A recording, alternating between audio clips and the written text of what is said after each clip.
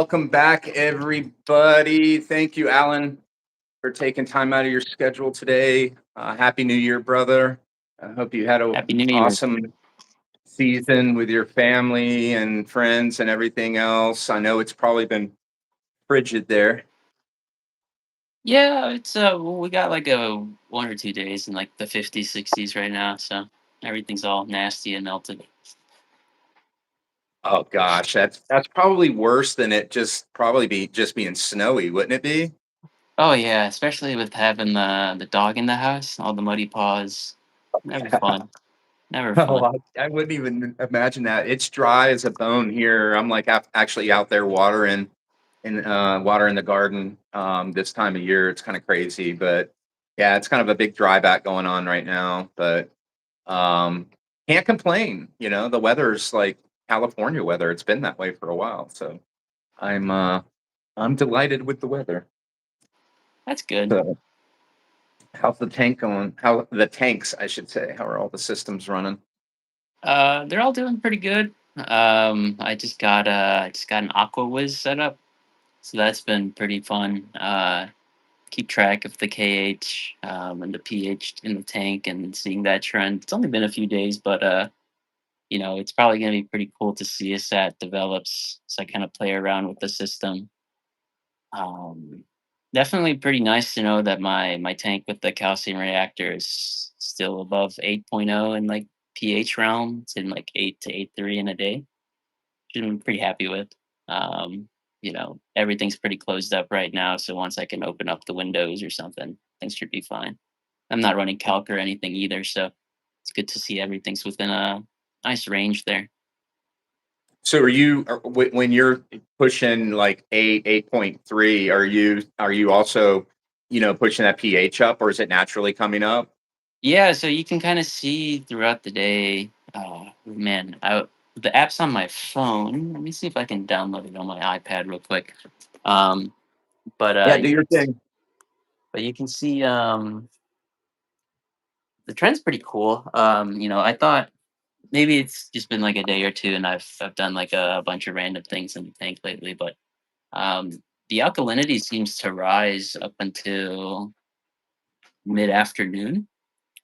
And after mid afternoon, that's when I really start seeing start the consumption rate really start going up. And I mean, it's kind of crazy how fast pH drops right when the lights turn off too. Because I mean, there's so many things respiring in the system, and the minute photosynthesis stops, it just plummets. Uh, so that's been pretty cool. Trying to see what I So can. it doesn't round out like slowly, it doesn't curve down, No, no, it it's like just a drop drops off a out. cliff. Yep, That's crazy. it's a drop right off a cliff. Let me see here. I think I should be able to log in real quick. Uh, While you're doing that, I tried to get a couple lives started. Sorry for the difficulties. I booted my phone and it seemed to work. So I don't know what was going on there, but thank you for being patient with me. Yeah, I just wanted to let everybody out there that's there know, 1,000 subscribers this week. oh wow! Uh, Congrats, Perry. yeah, look, man, it's not a lot comparatively to what else is going on. I'm not really trying to compare, but I'm really stoked because it's been a grassroots effort. Like this is I feel like the people that are here are like truly here. Like so I don't feel like there's a lot of like other things mixed in there. You know what I mean? Yeah. So to have that many folks tuning in to check out what's going on is a blessing. Okay, I see you now. All right, so help me. My eyes are kind of poor. What am I looking at here? I'm looking at a blue and a green. Yeah. So how this kind of works is it's reading the current alkalinity level right here. So the tank's at 10 right now. This is reading the current pH of the system. So it's Okay. currently at 8.25. Uh-huh. And then this down here is the graph of alkalinity and pH throughout the day. So you see this drop right here. This is when, oops, This is at so at the top of that hill Uh-huh. is 8 p.m. So like 8:30.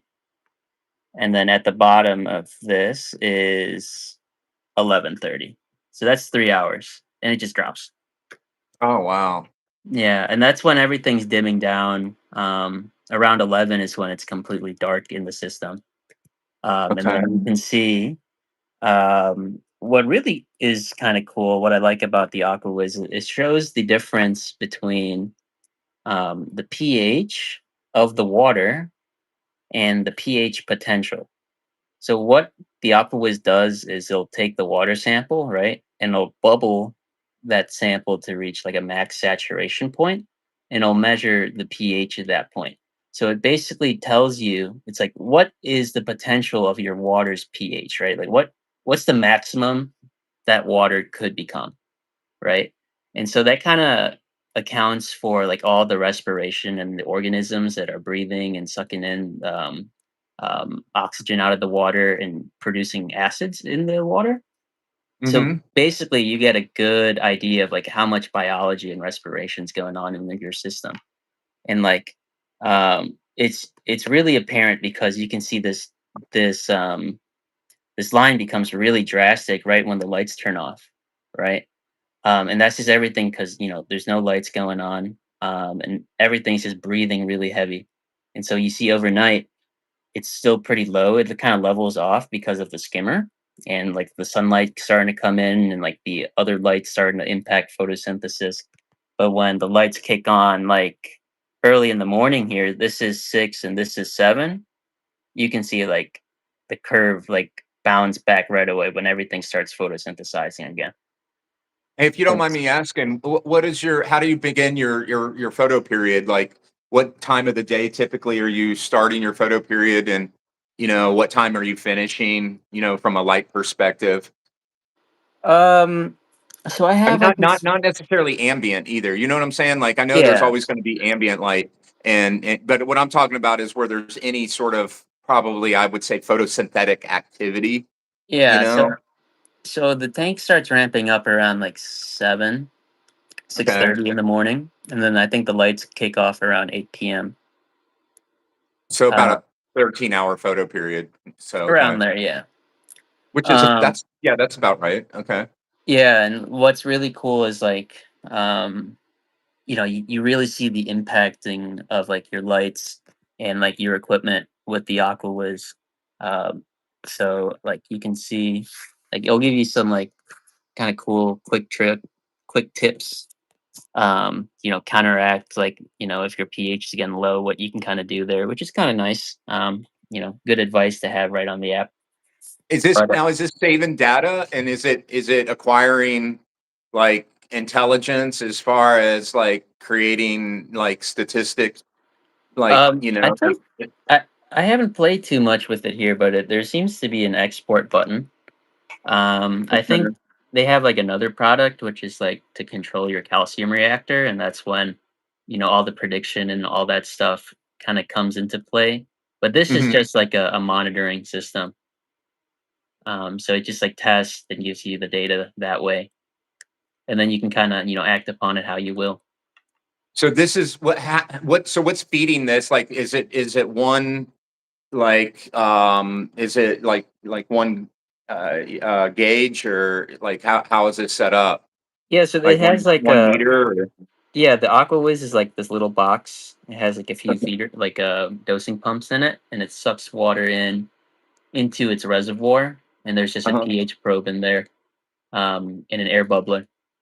So it's like mechanically super simple, but it tells you something like really crucial in the tank.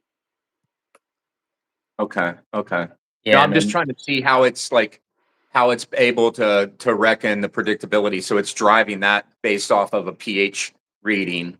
And so what is it seeing? Is it seeing like as it's seeing the photosynthesis like sort of decline, so then it's sensing the decline in the pH, and is that how it builds that sort of that predictability? it's not really predicting anything, Perry. It's just like a real time reading at that hour. Okay. So it I runs a got you. test at that hour, and it just logs it on you here. I was thinking more from the potential standpoint. That's where I was kind of leaning in on, like Yeah, how I think with the calcium reactor add-on, it basically tracks like your rate of consumption from the Aquawiz, and it will okay. pump in, X amount of CO2 bubbles to get it at that concentration rate at your, dosing the tank. Right. I'm just trying to wrap my mind around it. You know what I'm saying? Like how Yeah, it's a pretty it wicked sounds piece pretty of kit. straightforward though. Yeah, it's I was kind of privy to like seeing all the beta testing and all that stuff like years before it launched, Okay. and I was just like, wow, that's it's a crazy piece of tech to have on your tank. Um, Glad that I finally got one to play around with, but it'll be fun to see, with all the tinkering I do, what what's gonna happen. No, it's interesting, because yeah, man, it's like I've been really giving a lot of deep thought to, matching like not just circadia, but really like flow rate, temperature, alkalinity, what's the consumption, what's the photo period, how am I trying to push the system from a bacterial standpoint, or am I trying to lay off? Like I believe that conversation we had really got me thinking about where is my tank in its life cycle, and where should I be respective in that life cycle as it relates to all these set parameters, right? And is there a correlation, which I'm truly believing there is? Is there a correlation into where your set points potentially should be, in order to sort of get everything in, not homeostasis, but you feel what I'm saying, like in a real good balancing state. Yeah, for sure. I definitely kind of see like the different states within, the systems pretty often, like and like trying to coax the system towards that direction, especially like when you're running, an SPS tank where you have like goals of having a colony by the end of the year. Um, Uh-huh.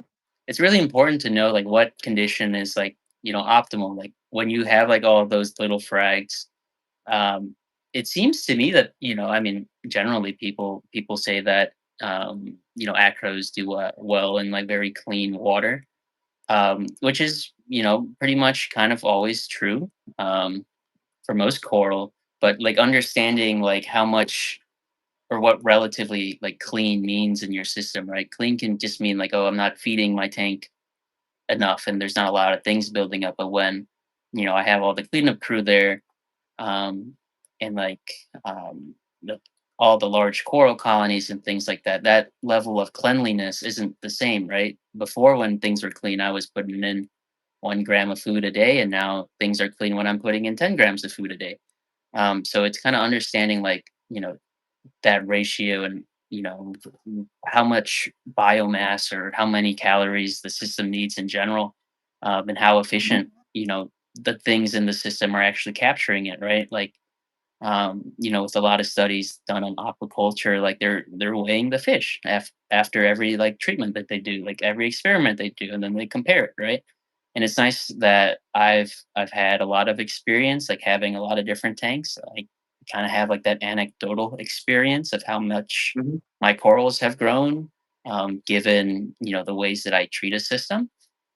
And what I find to be kind of true is that acros tend to grow the fastest under very nutrient poor systems.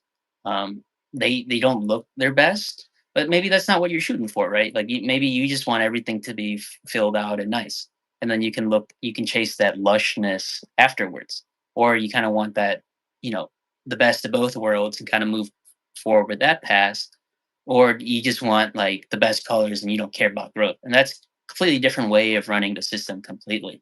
Mhm. It's like the same with horticulture. Like you're gonna, if a plant's in its blooming or vegetative state, the amount of nutrients or what nutrients you feed it are completely different.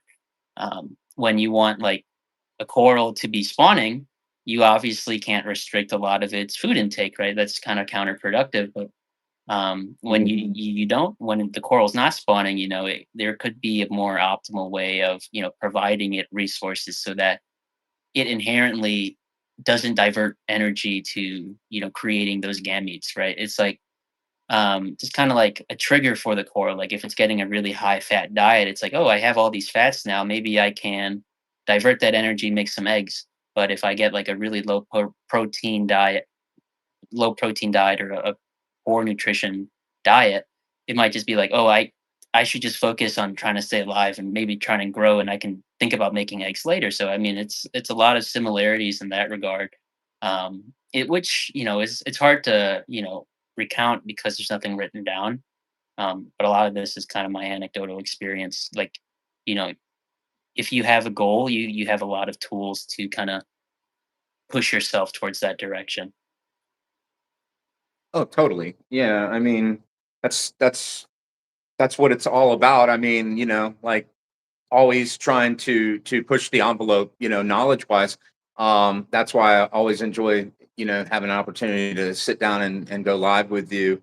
I mean, that's essentially, we're now fringing into, in the botany world into like crop steering, where you're now having the ability to kind of push those squirrels. And that's where I was bringing in all these different parameters and how um, maybe we just haven't understood where we are in the life cycle of the tank in the calendar, where the coral typically is going to senesce or it's going to find its way towards possibly sexing or possibly spawning, if you will.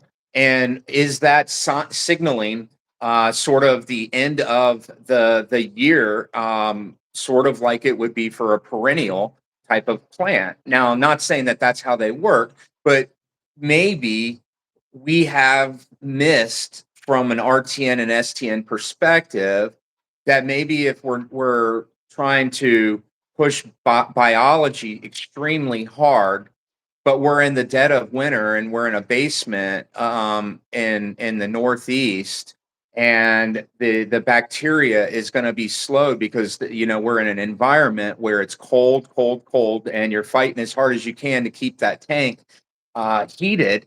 Now your tank is bacteria load is going to slow, and if we're now missing that opportunity, if we're pumping too much on our normal schedule, our summer schedule, we haven't made a modification for how we're dosing bacteria in a carbon source, we might start pushing biology at a time when biology is sort of in a decline based on the where we're at in the season. And so I'm thinking, maybe we have had some misses along the way and just not understanding how does that relate to the up and down of the sun? How does that relate to where we are in the calendar? And how does that coral in its particular environment based on its DNA, how does it know and trigger its spawning event? Right. I mean, so these are some really cool things, and I wonder sometimes if that's where maybe I've made some mistakes recently, and the reason I bring that up is just what I'm working on my tank right now. And slowing the inputs really down from a carbon source and a bacteria source, and realizing it's just not necessary at this stage, not at this life cycle. I'm not pushing the temperature on the tank. The temperatures are a little bit lower. It's that time of year where it's a little bit cooler, so I'm taking advantage of that. I'm only lighting for 5 hours total, full photo period, right? And so when you look at it from a photosynthetic standpoint, I'm not pushing. I'm really not pushing at all. And so, but I was pushing from a biology and an input on biology standpoint, and I think I was sending my tank into this sort of it wasn't finding its zone, its spot of where it should be based on temperature, photosynthesis, where it's at in its life cycle, as far as the tank is concerned, how many fish, bioload, right? All of those things, I believe, play into perspective. That's what I'm thinking. No, yeah, for sure. I don't know. I did this a while back, but for the winter, I set all my radions onto acclimation mode until the start of spring. So I just put it at like what was it, like 100 something days. Hmm. I would keep my lights at a lower percentage just to see what would happen. I can't say I've noticed anything poorly, but I tried that out this year just to see. But I know it's really important for the coral spawning initiatives um, to mimic the what you call it to mimic the coral spawning. Like they need those seasonal cues somehow, either through temperature or through like irradiance. And that's very apparent to a lot of the research or all the researchers. It's really important and critical for them to mimic the solar cycles and the temperature cycles. And then to go along with that, that's the nutrition, right? Like with any like pregnant organism, it needs a lot of resources to carry it to term, and create offspring, um, which is like the really cool part that like if you can get a coral to spawn in the tank, that's like a really true like testament of your system and your ability to take things full circle. It Like truly is. That one of the coolest things I've seen, is a black. I had a blasto spawn. I actually have a video. That's one of my first videos on this channel. And it's just like looking like smoke, puff and smoke. It was really cool though. that's Um, awesome. but for me to be able to catch it, I was really stoked. What's up, guys? Mo's out there. All kinds of people jumping in. Rangy, Dom, what's up, dude? Happy New Year. Yeah, man. So, um, yeah, it's mind blowing. I've been akin to thinking, here recently when I was watching something like where like pouring cold water into the soil and then not making accommodation for the temperature of the water, that might have been outside or something and really super cold, and then pouring it on your plant. And then your biology begins to go down. And now you're thinking, your plant's showing signs of something. So you're thinking it's this, and it leads you to dose this or put this. And in all while, all you really did was just slow down the bacteria and you just didn't catch it. So I think sometimes, like when it gets me my mind to thinking a little bit more on a deeper level about circadia. I follow the sun a lot, so I'm really interested in trying to understand as much as I can about the sun. Um, and so yeah, I don't know. That's something that's been on my mind specifically since our last conversation as it Yeah, relates to mine. I mean, since we last talked, like I've been playing around with the tanks a bit more. Switched out the skimmer, um, mainly due to what I was seeing on the Aquawiz here. I was just kind of shocked at how much the pH just drops, right when the lights turn off. And I was hoping that that bigger skimmer running the pump at a higher flow rate would kind of buffer that, and just like understanding like what biology exists in the tank too, because like mostly Mhm. any tank is just more than just the coral and fish that are within it. The rocks actually breathe too, Oh, with totally. all the bacteria in there, and people don't kind of forget It's about almost that. like it's respirating, like it's like literally like it's a breathing organism. It'll trip you out, but yeah, it totally is. And I see where you're saying with that. The only thing I would have wondered, if you were dripping calc, that might have smoothed things off a little bit. But See yeah, the I don't the know. I was running Kalkwasser. Kalkwasser is great, but the precipitation is not great. Like I would have to siphon a good amount of precipitate every week because of the Kalkwasser, and it just wasn't fun anymore. No, I hear you. And since I stopped the Kalkwasser, I haven't had to siphon anything, and I'm like, okay, that's great. And just to go on that point, um like all like the fauna marin guys talking about like the bolus and like all the old tank syndrome accumulating, like I can totally see it. Like you don't suck up that kalkwasser precipitate for like a year or a few years, and then you just got this massive pile of whatever, who knows, building up and just leaching like acids and stuff into the tank, destroying the pH in that Uh-uh. buffer system. No, no. Sorry, bro. Have my doors open and there's a freaking neighborhood cat that just decided to waltz.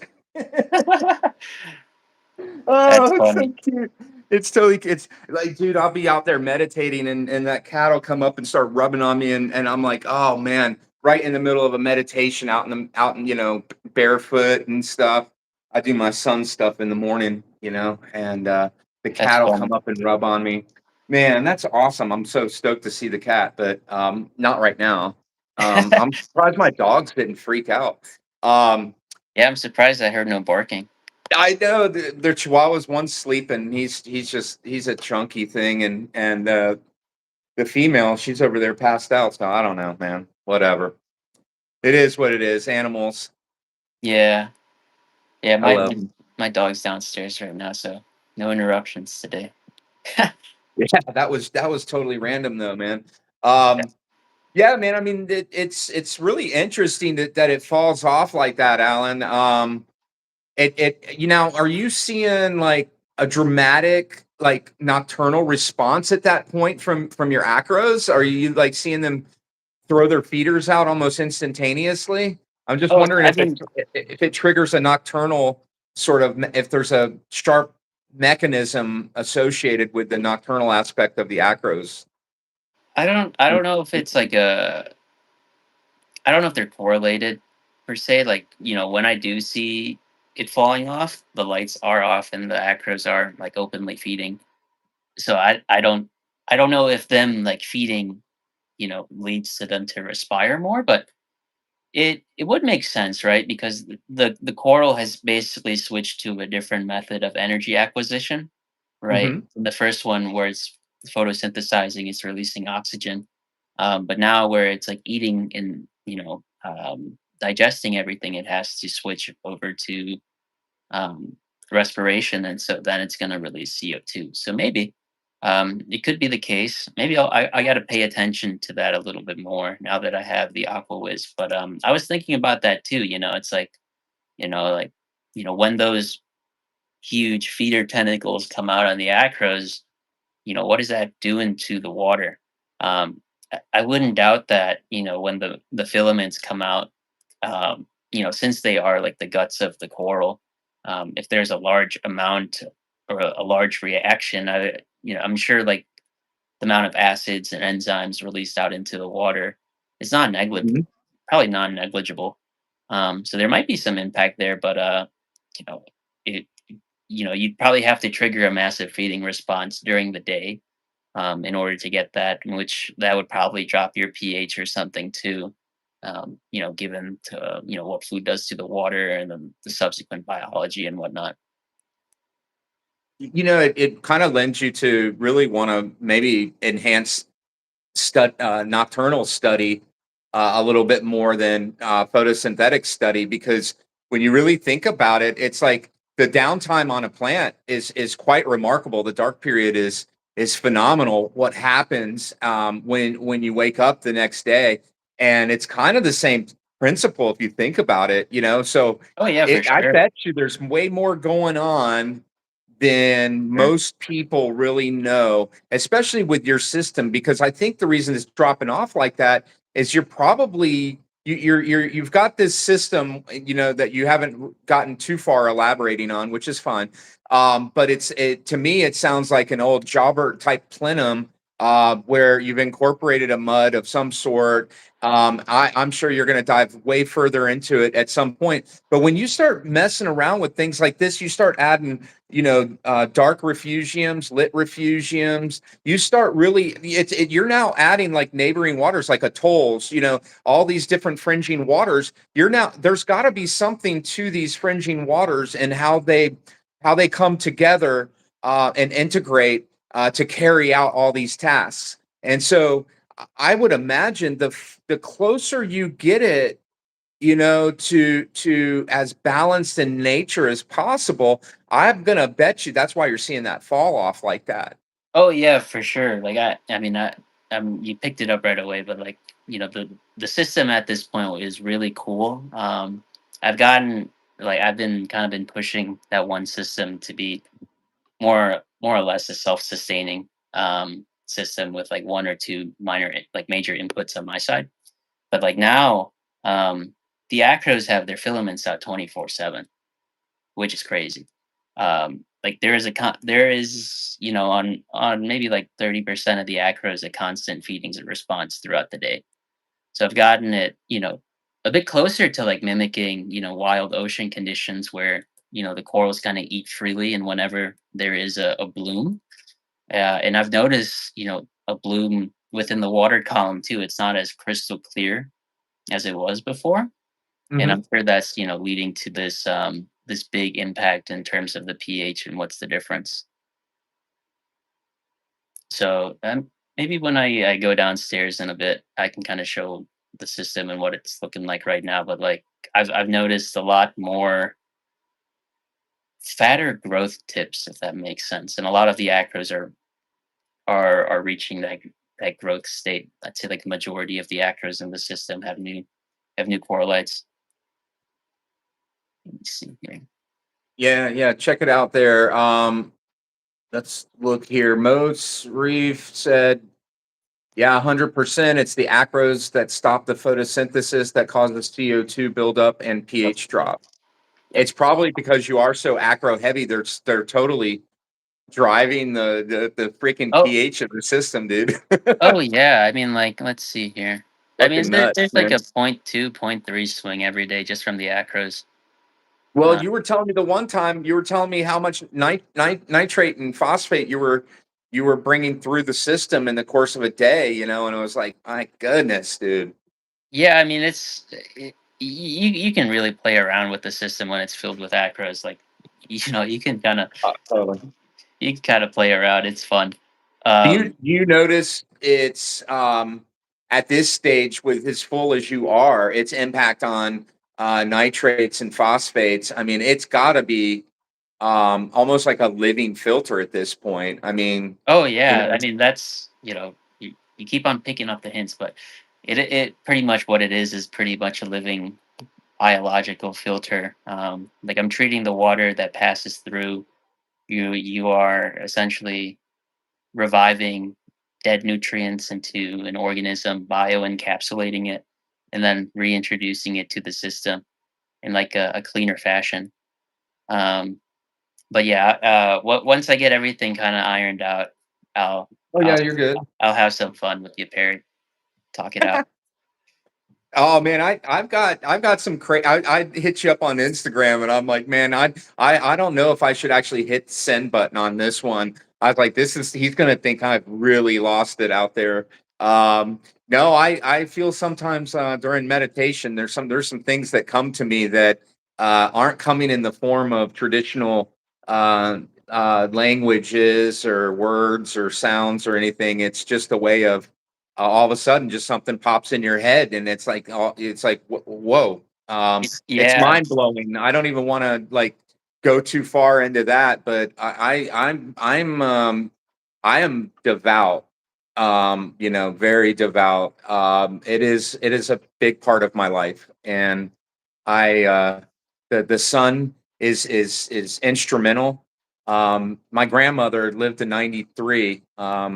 We're from the beach here in Ormond Beach, Daytona Beach area, and I was lucky to have been raised on the beach. That's probably where this all started.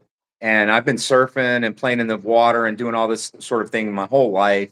And I just remember her philosophy was to sit in the sun and bake. Now she was doing it and in some regards kind of wrong. Um, too much but thinking. every I mean, she literally didn't look like her DNA. She had changed that much. She looked like a completely different ethnicity at this point. But I tell you what, she was incredibly energetic all the way until her dying day, and the sun, man. And so it dawned on me, she used to make sun tea and all these things, and so I got out in the sun, and of course, it's opened my mind to reefing and gardening in such a way that a lot of these things are that yeah, I guess it's probably why I can somewhat understand you. Um, because I feel like I'm being privy to certain things through this meditative experience. So yeah, that's where that lands. Um, I'm bringing it to the reef, and then I hit you up on Instagram, and I'm like, dude, he probably thinks I'm crazy, but I don't care at this point. You know, as an older man, it is what it is. Crazy is good, you know. Crazy is where ideas are born. I mean, I like, believe so. Yeah, I believe so. I do. I mean, just the fact of making 30 minutes plus eye contact, and you're supposed to be blind. I kind of think that's cool, but I'll leave it at that, and we'll transition back into reef keeping. Allan, I threw a steak fat into my reef. Oh, hey Jackson, by the way, saw that video on WWC. Congrats on that, brother. yeah, It's great video. always good for people to get, anytime you get recognized for your hard work, man, it's a killer thing. So I'm super proud of you, man.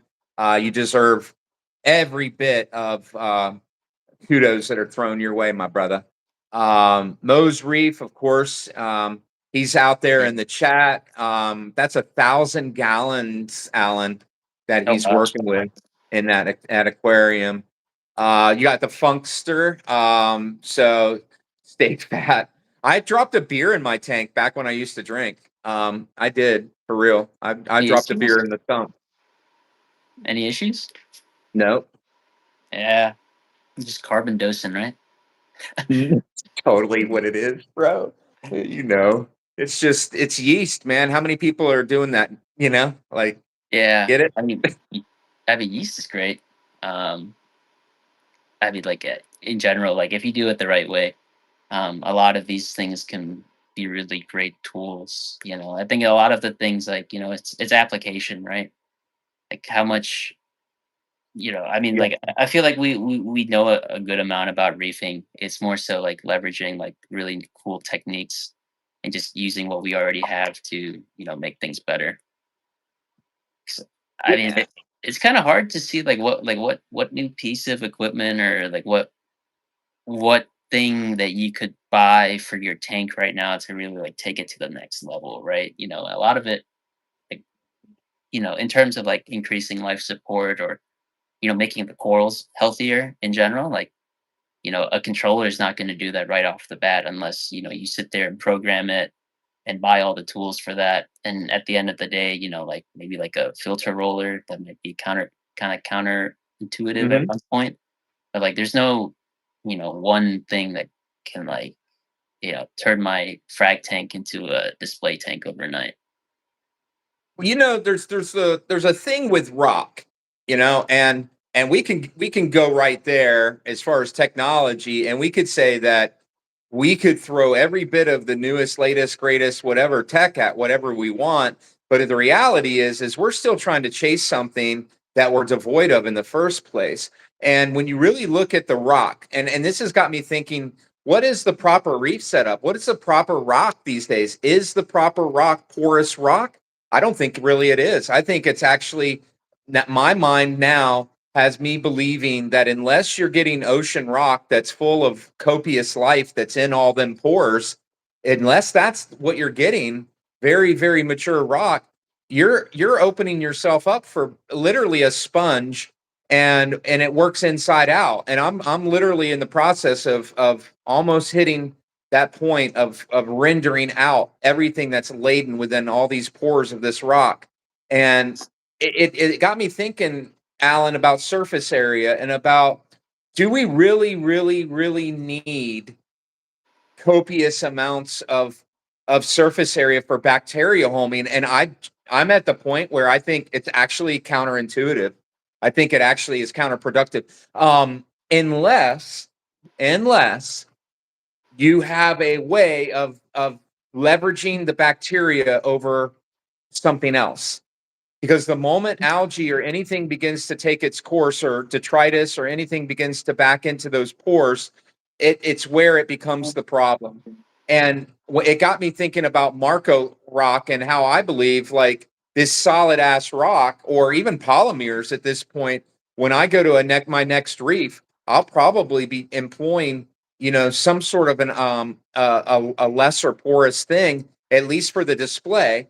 And then if I'm going to use porous rock, live rock, or mature rock, I'm going to transition that to the sump, where it won't have an opportunity to have that light all over it, and therefore I can control the surface areas, and keep them mainly for bacteria.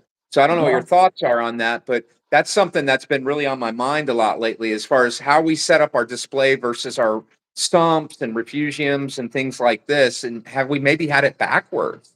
Or maybe I've had it backwards. I don't know. Because I Yeah. always thought more bacteria homing, more porous media, more this. And the reality is I now have shit in my tank, bro. I have no carbon. I have nothing. I have a return pump and a protein skimmer, and literally that's it. I'm not carbon dosing. I'm not bacteria dosing. I'm feeding my fish LRS 3 times a day, just giving them so much fat and food all day long. And then I throw a little coral vitalizer in there, and a couple days a week some reef roids. And I actually have gone from worrying about control to feed. And Yeah. actually, what's happened? My nitrates went down and my Oh yeah. phosphates went down. It's good. Yeah. It It sounds so counterintuitive, but just to go along with that, like I was talking to a bunch of other, reefers, and that was generally my my point of advice. You can't starve yourself if you're going through some ailment or like trying to go about your life, and kind of fix something. The system is going to react to being starved first. And the things that can handle that starvation are going to overtake the ones that can't. And like the best thing to do for your tank is feed. Get rid of all the other things. Feed the right amount, of course, and feed a lot of different things to vary the diet. But the fish are essentially just you know mobile reactors to process everything.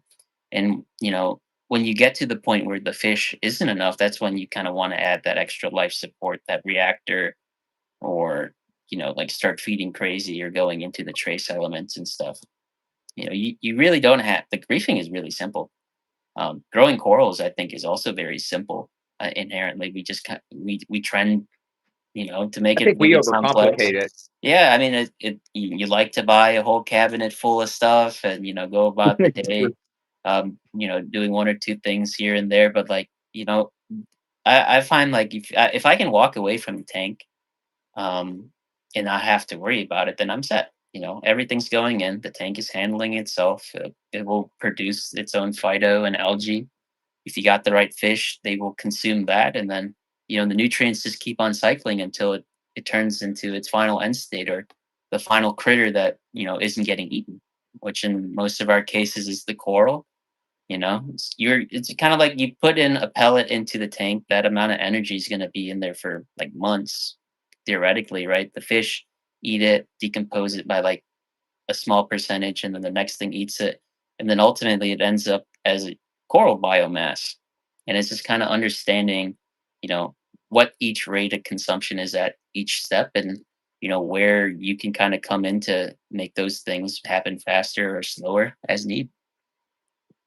What's up going here? Yeah, I mean, it's like photosynthetic potential energy. I Yeah, I don't want, mean, yeah, I don't want to get into that topic, but that's what I hit him up on, is like, this idea that basically every organism is in like fact a the battery. sun. Yeah, like I think like a lot of these things are just kind of like mobile batteries or batteries and like living, you know, Hmm. in like some living context. They're absorbing energy, they're releasing energy all the time through like heat, or like When you respiration get or into things the like that. diet, when you get into the human diet and you really go, around the world, and you start like looking at, different regions and so forth, that's when you really start realizing that it's so influenced by the sun.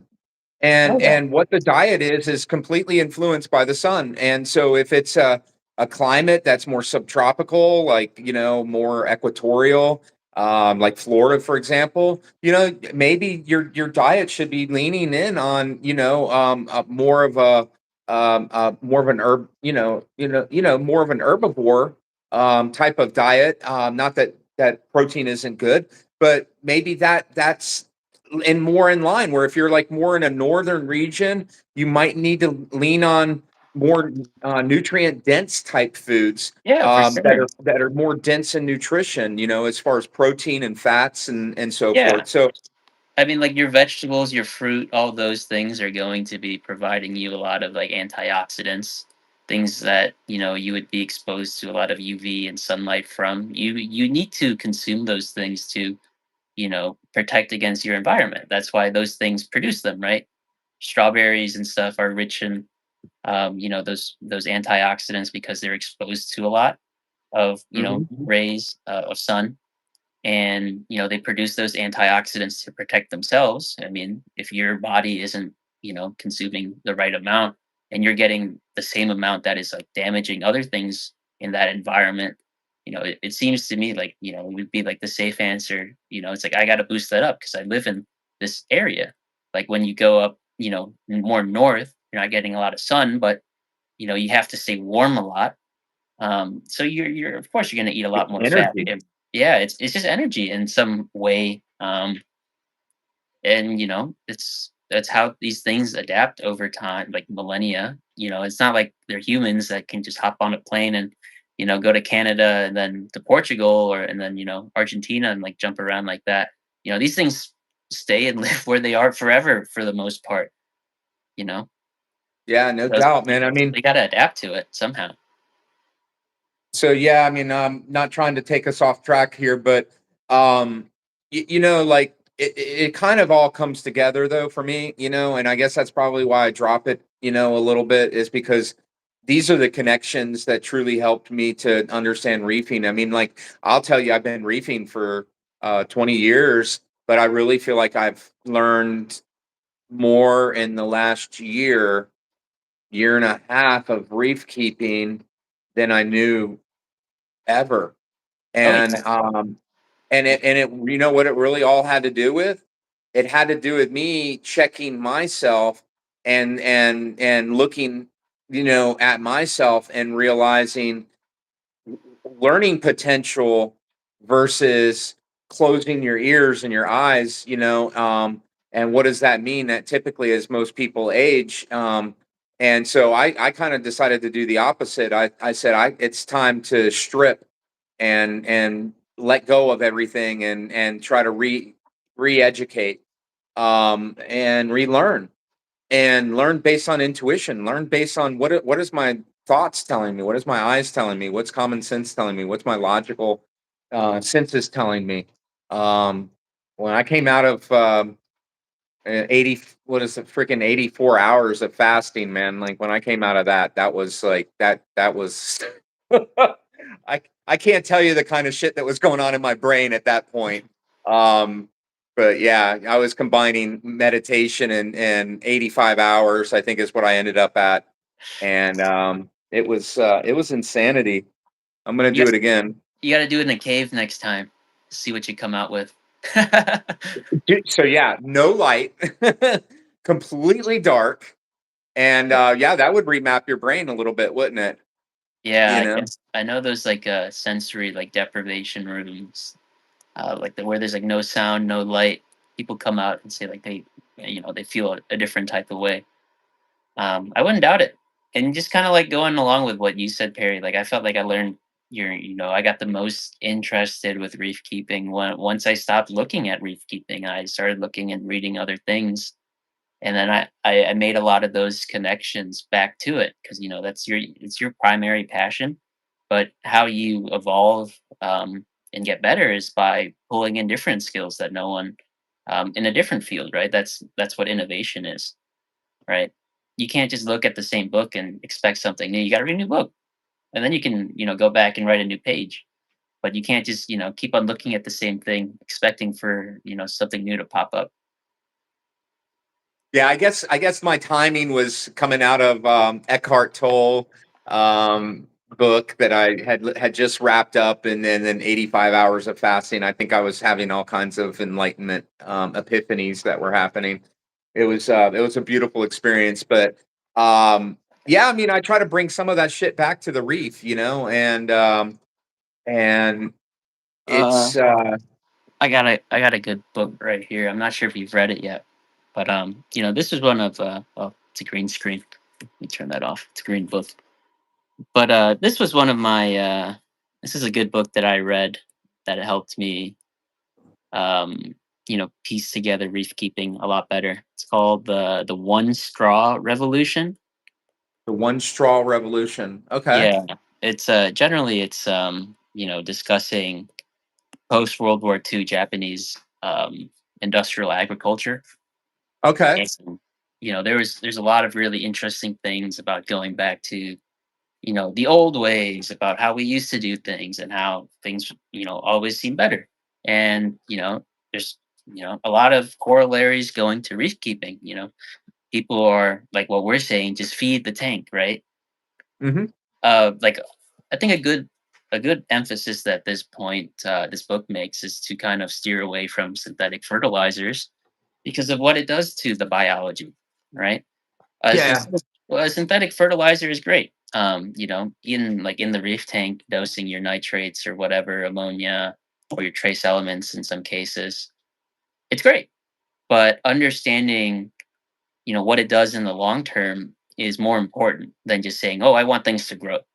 I want things to grow healthily, fast, colorfully.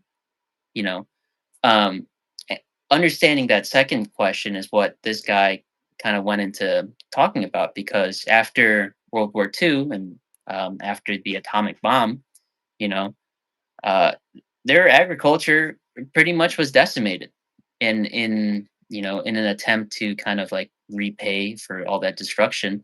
I think the American companies came in and offered the fertilizers that they used, which were great for Japanese agriculture for a bit. And the thing was, you multiply your yield in the short term, but then you devastate everything else in the long term. Um, This is and correct. yeah, It's like a and credit card. exactly. Yeah. It's the same effect of a credit card. You're putting all of your nutrients out for your first, second, third seasonal yield. But what happens is your each yield gets smaller, smaller, and smaller because your soil is being salted, and its effectiveness, its efficiency is lessening and degrading each season. And so, as opposed, like when you get into permaculture and food forest, regenerative farming, et cetera, the idea is quite the opposite. You start off kind of like saying, "All right, yeah, my soil's fucked. Excuse my language, but I'm gonna restore it by putting organic material, mulch, and get wood chips." And that's what I did. I've been putting wood chips every 6 months. I get a 20 yards of wood chips, and I shovel every bit of it myself and spread it out. And I've taken a yard and turned it into a forest, a food forest. And Yes. and it's amazing because it's going to get better every season. Every season, it's just going to get better.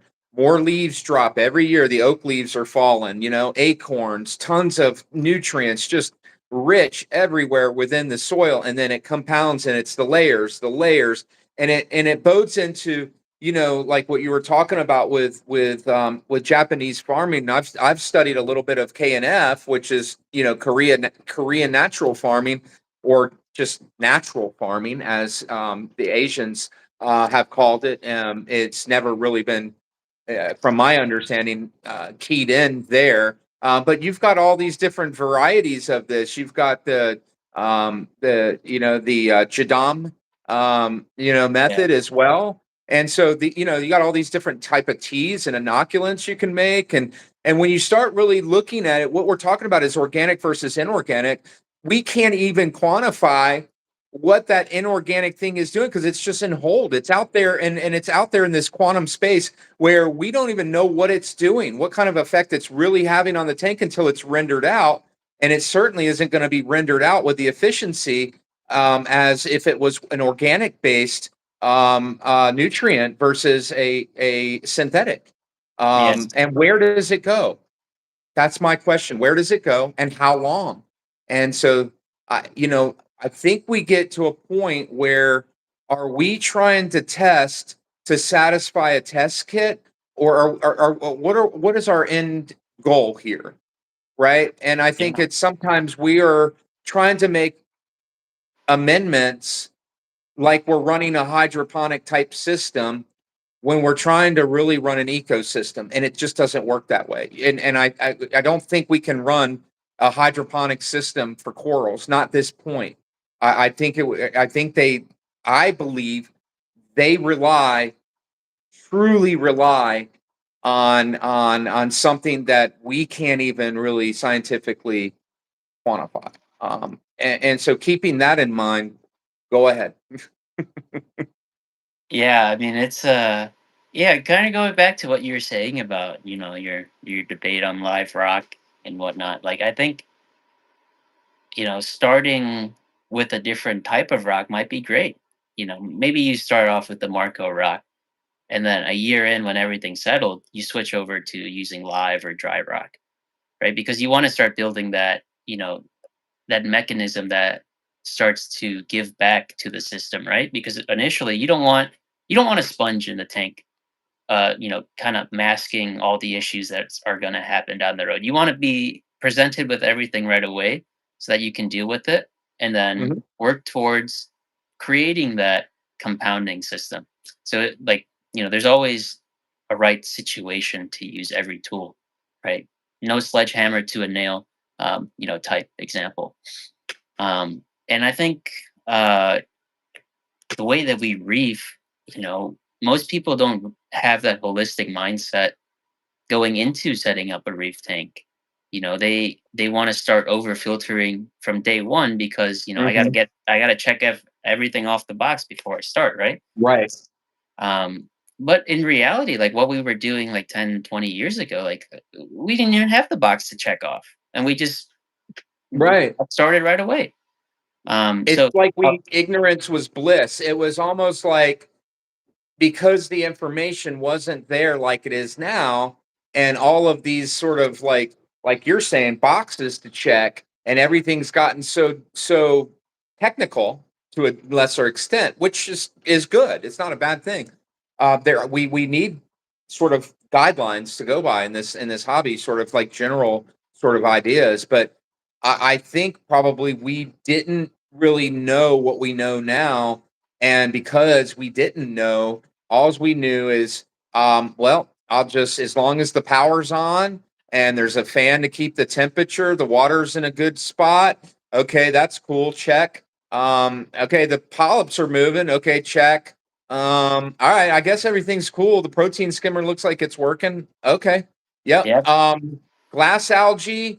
Oh shoot, I bet you I've got phosphates. I'm having to brush my glass every day. So let me put a little GFO in the system, and that's how I did it. I mean, I measured glass algae, and that's how I determined what my phosphate level was.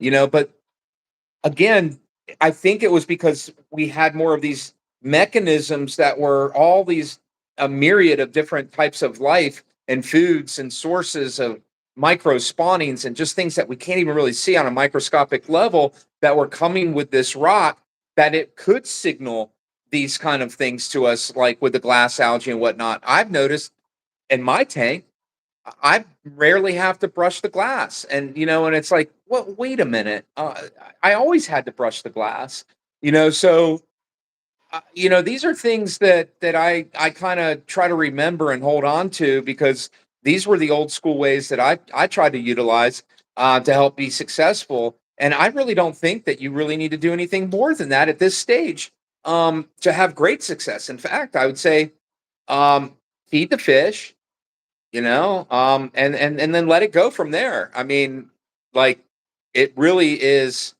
a little more simple. Now you can make it quite complicated, but I think that that's when you're starting to have fun. And I think that's probably a good thing to do as as you progress in the hobby, it's always good to push the envelope. And for you to have developed, what you're working on, to me, it's, in my mind, it seems like maybe you're just not wasting inputs and utilizing um, the inputs thoroughly through the ecosystem. And maybe when you look at it from that perspective, from like a gardening perspective, and then you start realizing how much are we taking out to put back in, and how long have I been doing that? I took carbon out of my tank, and it's like, I'm like, I lived. I woke up the next day and the corals, they were alive. Guess what? They didn't die. It was the Yeah. coolest shit ever. But I felt like I always had to have carbon. I never even considered not having carbon. But I tell you Mhm. what, I ditched the carbon, and I had just ordered a new liter of carbon, and I'm like kind of kicking myself. But man, I took it off, and I'm more stoked to see it not on the system now. Yeah, And like what's that's happening? just same here, man. Like I bought like a whole bag of carbon right before I stopped using carbon on the system. Like I got like a whole 5 gallon bucket of carbon. What am I gonna do with all this?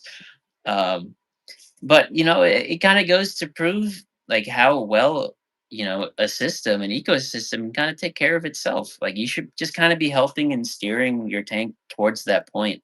And once it's stable for a few weeks, then you've kind of reached it. And it just takes a little bit of time. Like you get an understanding of how much you feed the tank. You feed 2 cubes today, you get an algae. All right, tomorrow 1 cube, no algae. You keep feeding 1 cube until your fish look hungry. And then you bump it up a little bit. That's about it, and that comes with the observation, staring at the tank, looking at all the equipment, you know, the understanding how your skimmer works too is kinda cool, like the skim mate that it produces and how thick it is on occasion. It's telling a lot of things about the system, and once you just pick up on those things, it's like that sixth sense, once you notice it, you're like, "Oh, I gotta do this right away." But, I'd say like taking carbon GFO off the system has probably been one of the best moves I've done, just because I don't worry about it anymore. Because now I'm really able to see, what the consumption rate of phosphates are, because I know it's either going into the rock, the substrates, or the coral, Mhm.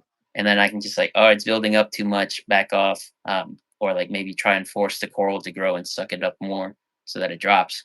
And that's about it. That's how you kind of run and feed the tank. That way, when you try and fix the solution, you're not creating another problem with it. You know, it's like slamming the accelerator and then kind of coasting a little bit, and then coming to a smooth break. That's how you got to run the tank. You can't just slam the gas, slam the brakes, slam the gas, slam the brakes. You got to learn how to coast. Keep a even foot on the system, and then you build up speed that way. You can't go from 0 to 100 right away. It's gonna bomb your engine. Yeah, I think that's probably a lot of the takeaway I had from our last conversation, and why I made the changes to, I got my alk a little bit lower. I lowered, my photosynthetic period is really it's nothing. I'm not pushing the system at all. I mean, I think I run a 12-hour photo period, 8 to 8 or 7 to 7, and I think I put um a bank of two Blue Plus on at for I think 10 hours in addition to an LED. So there is some photosynthetic potential there, but it's not driving it. And then I come in for 5 hours with four more bulbs, and that's the 10K Core Lives from KZ and Fiji Purples. Um, How are you liking the from T5s or the new Spectrum? See any change in the coral? Man, you already know, bro. I mean, the coral right here behind my head is doing some crazy shit. It's right up underneath the T5s. I mean, I've got the T5s like like literally like 13 inches from the water, and the tank is only 12 inches deep, so it's like, they're getting blasted. So for 5 hours, I figured, I'll bask them pretty hard for 5 hours. Um, and I'm gonna probably start driving that, maybe add an hour to that photo period. But what I'm doing is I'm looking at the time of year. I'm looking at, where the state of my tank. Colors are good on acros. The growth is not really fast. But I have a little tank, man. Do I really need radical growth at this point? I really don't. I would rather just slow and steady. So I've got my, the ALK calcium, down at that NSW value. 5 fish, they're being fed 2 or 3 times a day with LRS, and that's it. Only frozen food, nothing else. And then a couple times a week, some coral food. Reefroids to the A cans, and then and all the LPS. I turkey based them 1 day a week, and then other than that, I a little coral vitalizer. That's it. Nothing Yeah, else. that's all you need. I mean, they're getting all the traces through the food. And then, as long as you're giving them light, that's all you really care about. And as long as you test the water and there's not like an abundance of any of those nutrients, you're in the green. It's like make Yeah. reefing simple again. It's like you don't need a lot of these contraptions on the tank. Get the fundamentals down, and then when Well, I you're don't think you tanking, need the bacteria either, and this is the point I was trying to make with I was seeing the algae. I think what I was doing is I was driving the algae through carbon dosing and bacteria dosing. I think I was pushing the algae to grow faster than the coral. It was literally outpacing the coral. I believe that's what was going on. So that's why I took a whole different philosophy. And I'm like, no, wait a minute. I'm trying to push on the tank, but I'm not pushing on the lighting. I'm not pushing on this and I'm not pushing on that. So here, why am I doing all of this pushing right now? That makes no sense. So I really, based on our last conversation, I decided, oh man, I'm gonna take the carbon out, do this, do that, and a protein skimmer. And then when this algae goes away, the filter sock, I'll take it offline, and I won't even have that anymore, and I'll just service from the sump. You know what yeah, I mean? I'll take a bucket top, um, whatchamacallit, vacuum, and suck the detritus out every water change, and then call it a day, and it'll be easy. You know, what's up, Burnett? So yeah, man, I don't know. I think so at some point maybe we overcomplicate these things. I know for myself speaking, and I just said, let me feed. And how many organisms are being how is their health being impacted by carbon being in the system? How is their health being impacted by, bacteria dosing and carbon dosing? And, am I causing detriment to the yeah, tank? And that's really where I had to take this kind of hard look and say, I'm playing seesaw with my tank right now. And I'm not, so that's why I said strip it down, basic water change, feed, water change once a week, and call it a day. And ever since I try to lock up the carbon source and bacteria source, I've seen a lot better behavior from the algae standpoint. yeah. Like I mean, going back to plants. It's funny how we always go back to gardening, but that nitrogen, carbon, and phosphorus balance is so critical. Like when you give your tank too much nitrogen, what happens? Things start turning kind of brown and black. Too much phosphorus, things kind of stop growing. Too much carbon, you get a lot of weird bacteria and algae growing. You know, Once we kind of skew one of those key nutrients out of whack for your tank, who knows what's going to happen? That's why feeding is so nice because it provides you that even balance of all um, Mhm. those those fertilizers. That previous being, put it in like you know a pretty complex ratio where it's hard to kind of overfeed. People don't get fat from eating steak. all day if that's the only thing they eat. But like you add in some bags of chips and ice No, cream, it's and then corn they're gonna syrup, get fat. man. Yeah, It's corn syrup, you already know.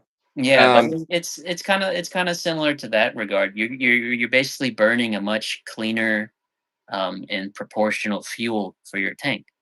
You know, and then if you can identify that, oh, my tank is carbon limited, or oh, my tank is phosphorus or nitrogen limited, then you go in with the heavy hitter. But otherwise, as long as you feed the tank normally, you're fine. Everything is covered. Just like with your diet, if you eat a very balanced diet, for most people, it's going to be fine.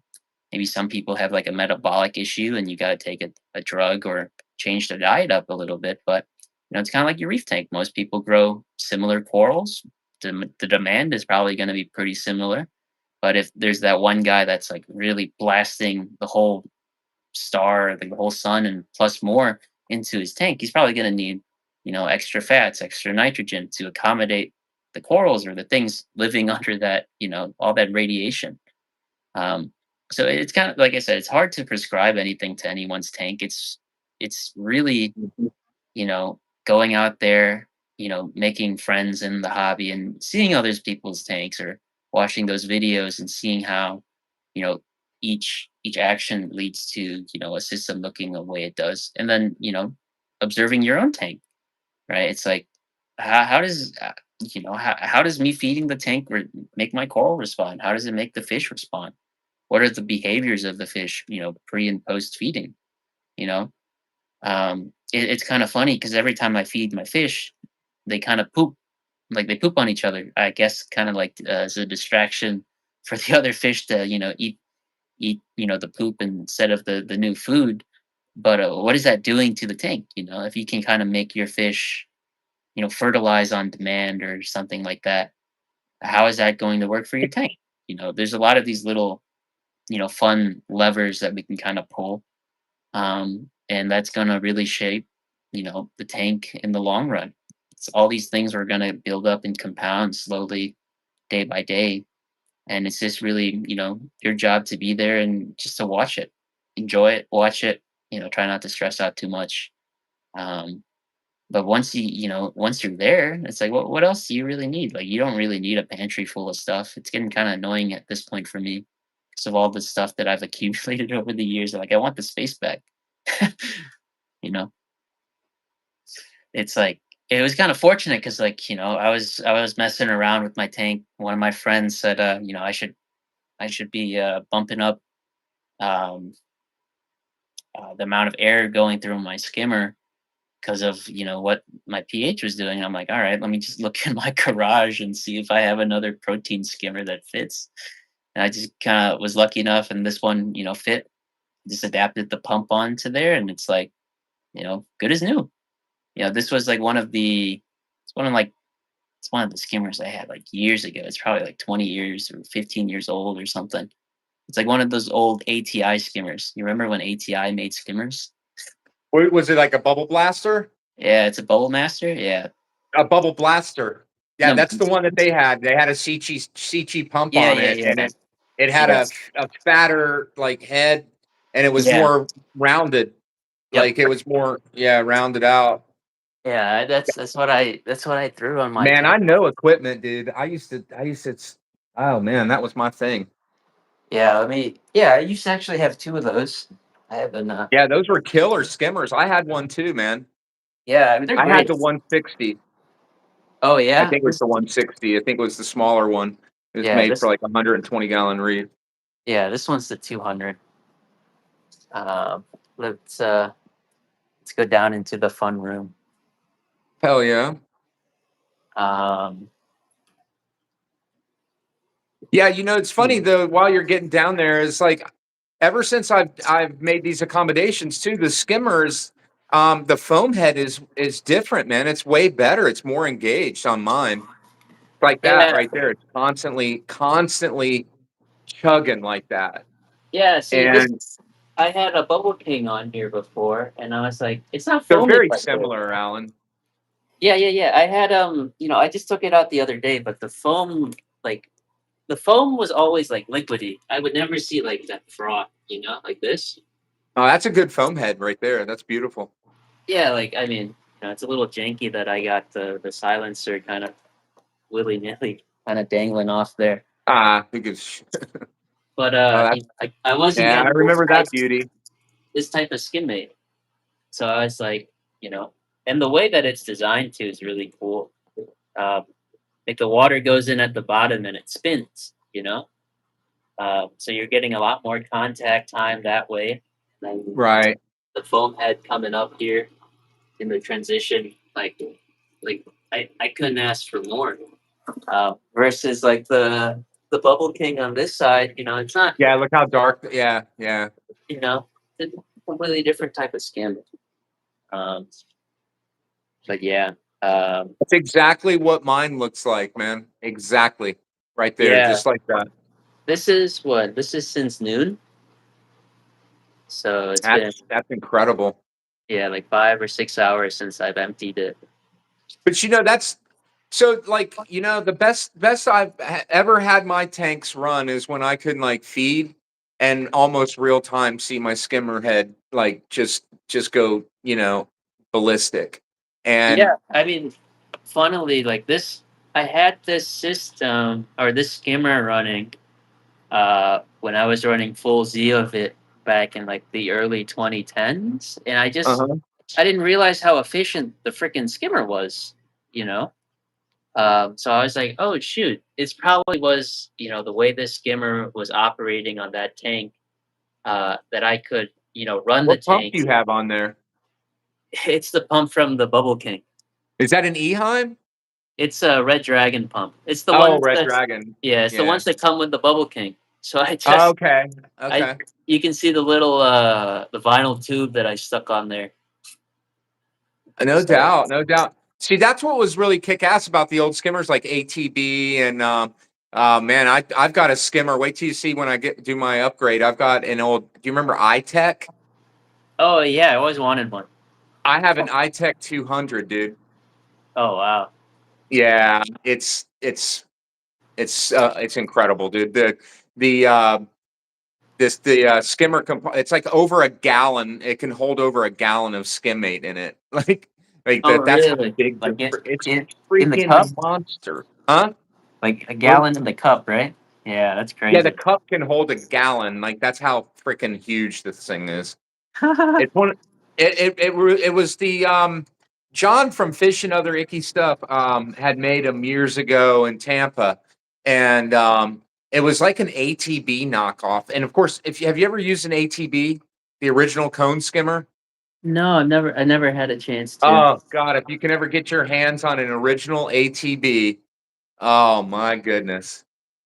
But you could use an Eheim, you could use a Sichi, a Tunzi, and a Red Dragon, and I think an Atoll. No, not an Atoll. Couple other different pumps universally, and that's what I really liked about is like if you had other pumps laying around, you could see which one could create the best, foam head for you. Because in the end, I think it's that foam head that you have there that's killer. Or your tank's looking killer, by the way, too. Yeah, it's that's what I was really chasing, that foam head. Um, it's like I wasn't seeing all the poop particles that I was used to, Well, what uh, was your are you trying to match your flow rate to your skimmer intake?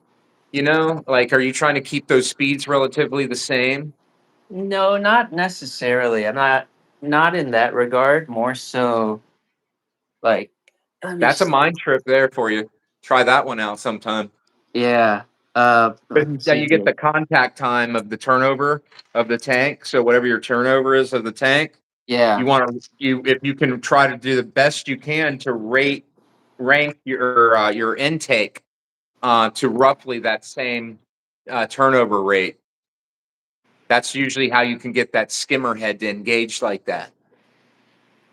Yeah, I was playing with the pump because this thing's a DC pump, and I was working with like the best flow rate to go through it to get Uh-huh. the most stable head and whatnot.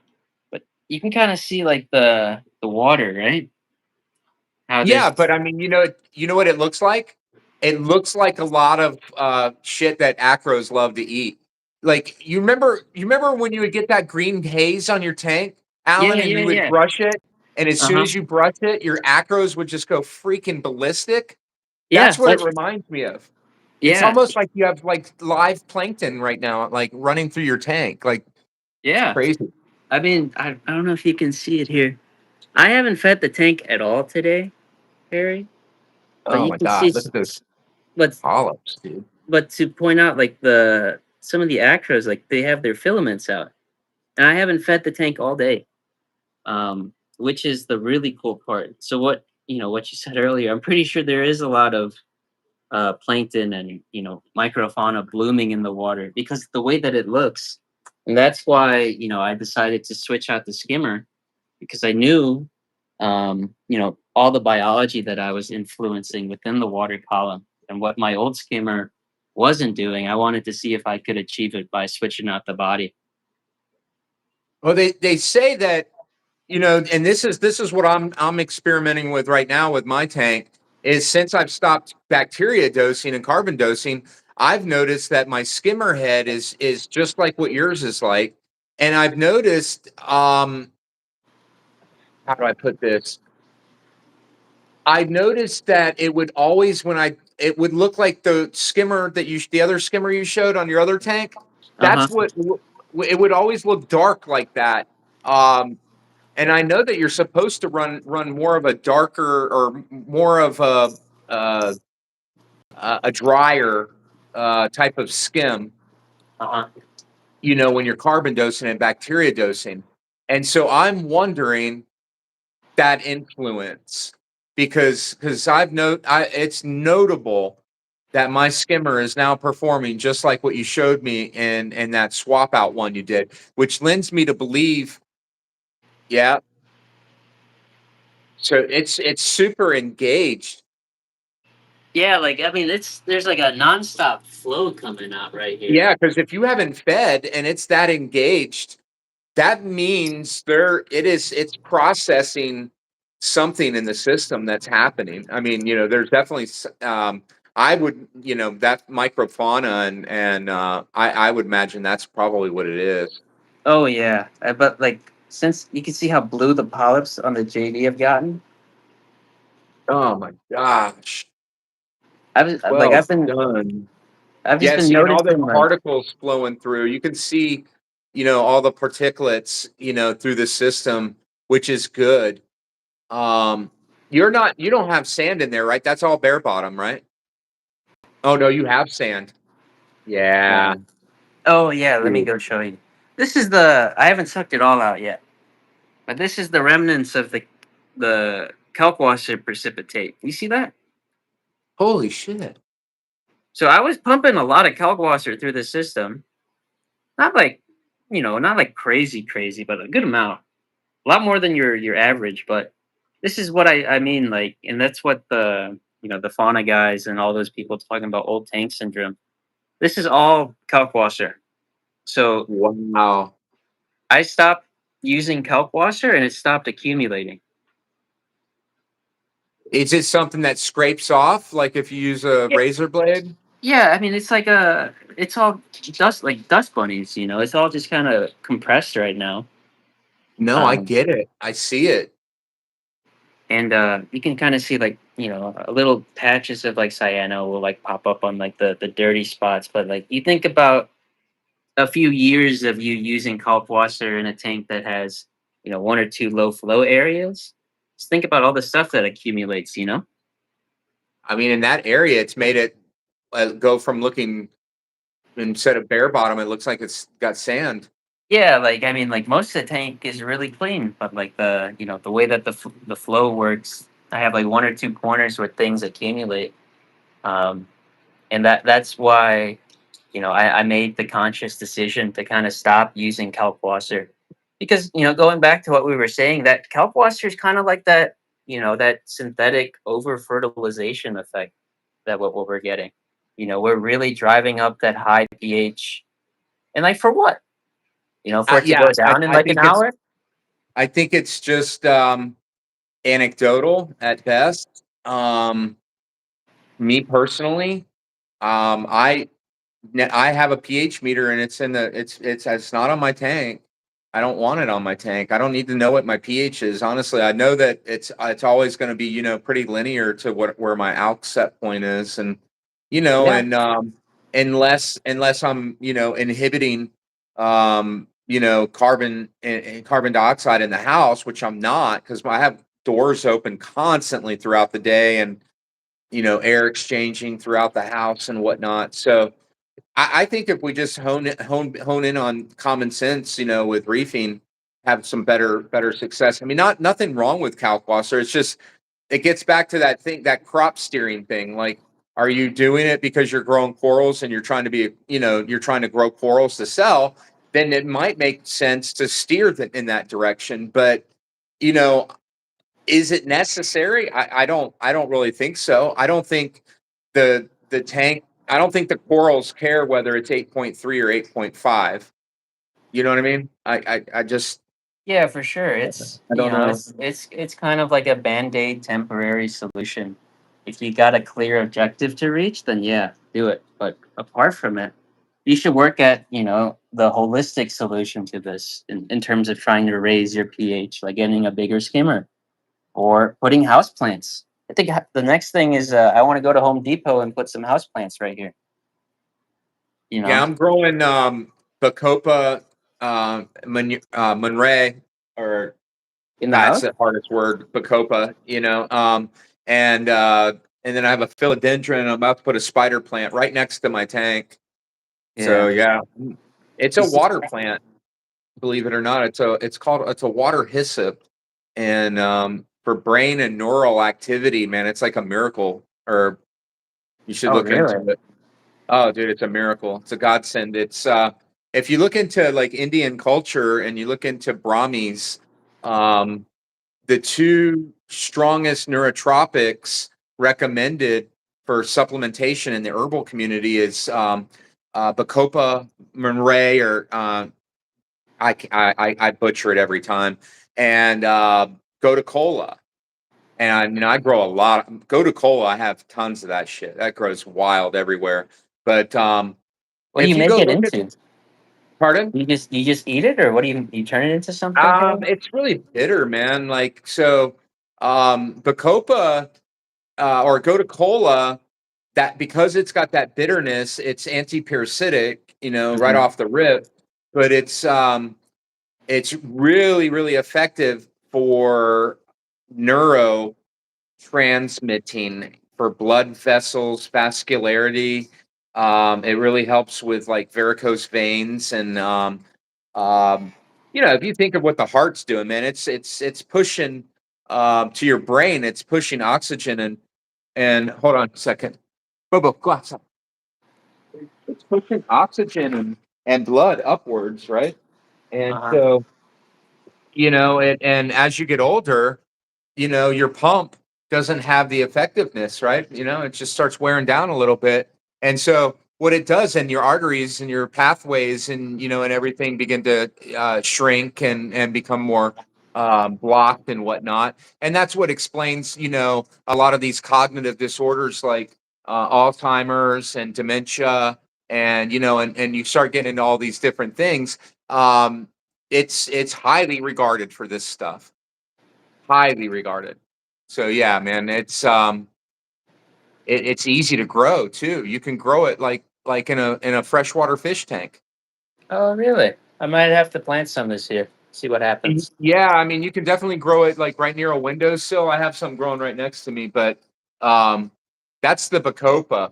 Go to cola. It looks like pennywort, if you're familiar with that, like a dollar Yeah, weed. yeah. Uh-huh. Yeah, that's all it looks like, and so if you have that stuff growing anywhere, it'll grow really well. It's a real good ground cover. So for permaculture, it's a delight.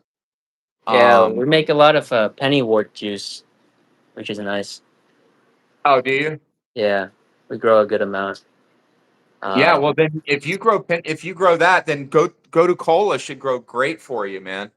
yeah. I highly recommend it. It's up there with wormwood. Another one that I think is very important.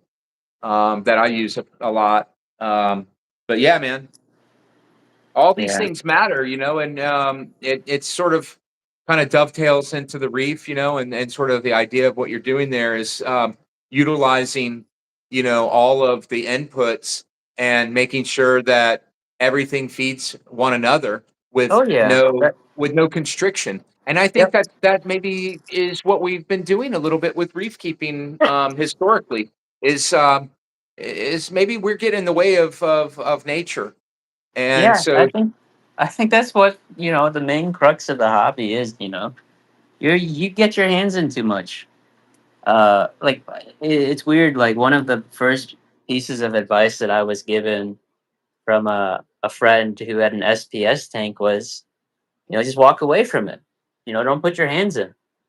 And I've kind of gone, with that approach now. It's like how, first it kind of sounds kind of crazy and counterintuitive. Like I want to grow a fish tank. How can I walk away from it? But it's setting up the system so that you can walk away from it and be confident that it can, take care of its own and then cycle by itself. Like it's just really nice to see, like in this system, just like how everything was just a frag a few months ago, but everything now is just all growing at the same time, and everything's growing so nice and uniform and all like out in 360 degrees. That's what's, the true sign that the what lighting system. is that still with the same lighting that you've been running? Yeah, it's the Radions and the T5s, but in Hmm. general, you don't see all the corals growing at once. You see like one or two, here and there. But like when the majority of the tank is picking up speed at the same time, it just goes to show how where the system is. Like I'll go over to my other tank real quick Well, where I'll it's. give you an example, Alan. I've got guavas, right? I love guavas, and I've got the same guava in three different spots.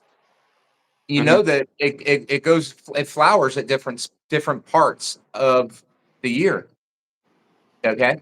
And Uh-huh. you would think, okay, well, it's in the same exact environment. It's in zone 9B.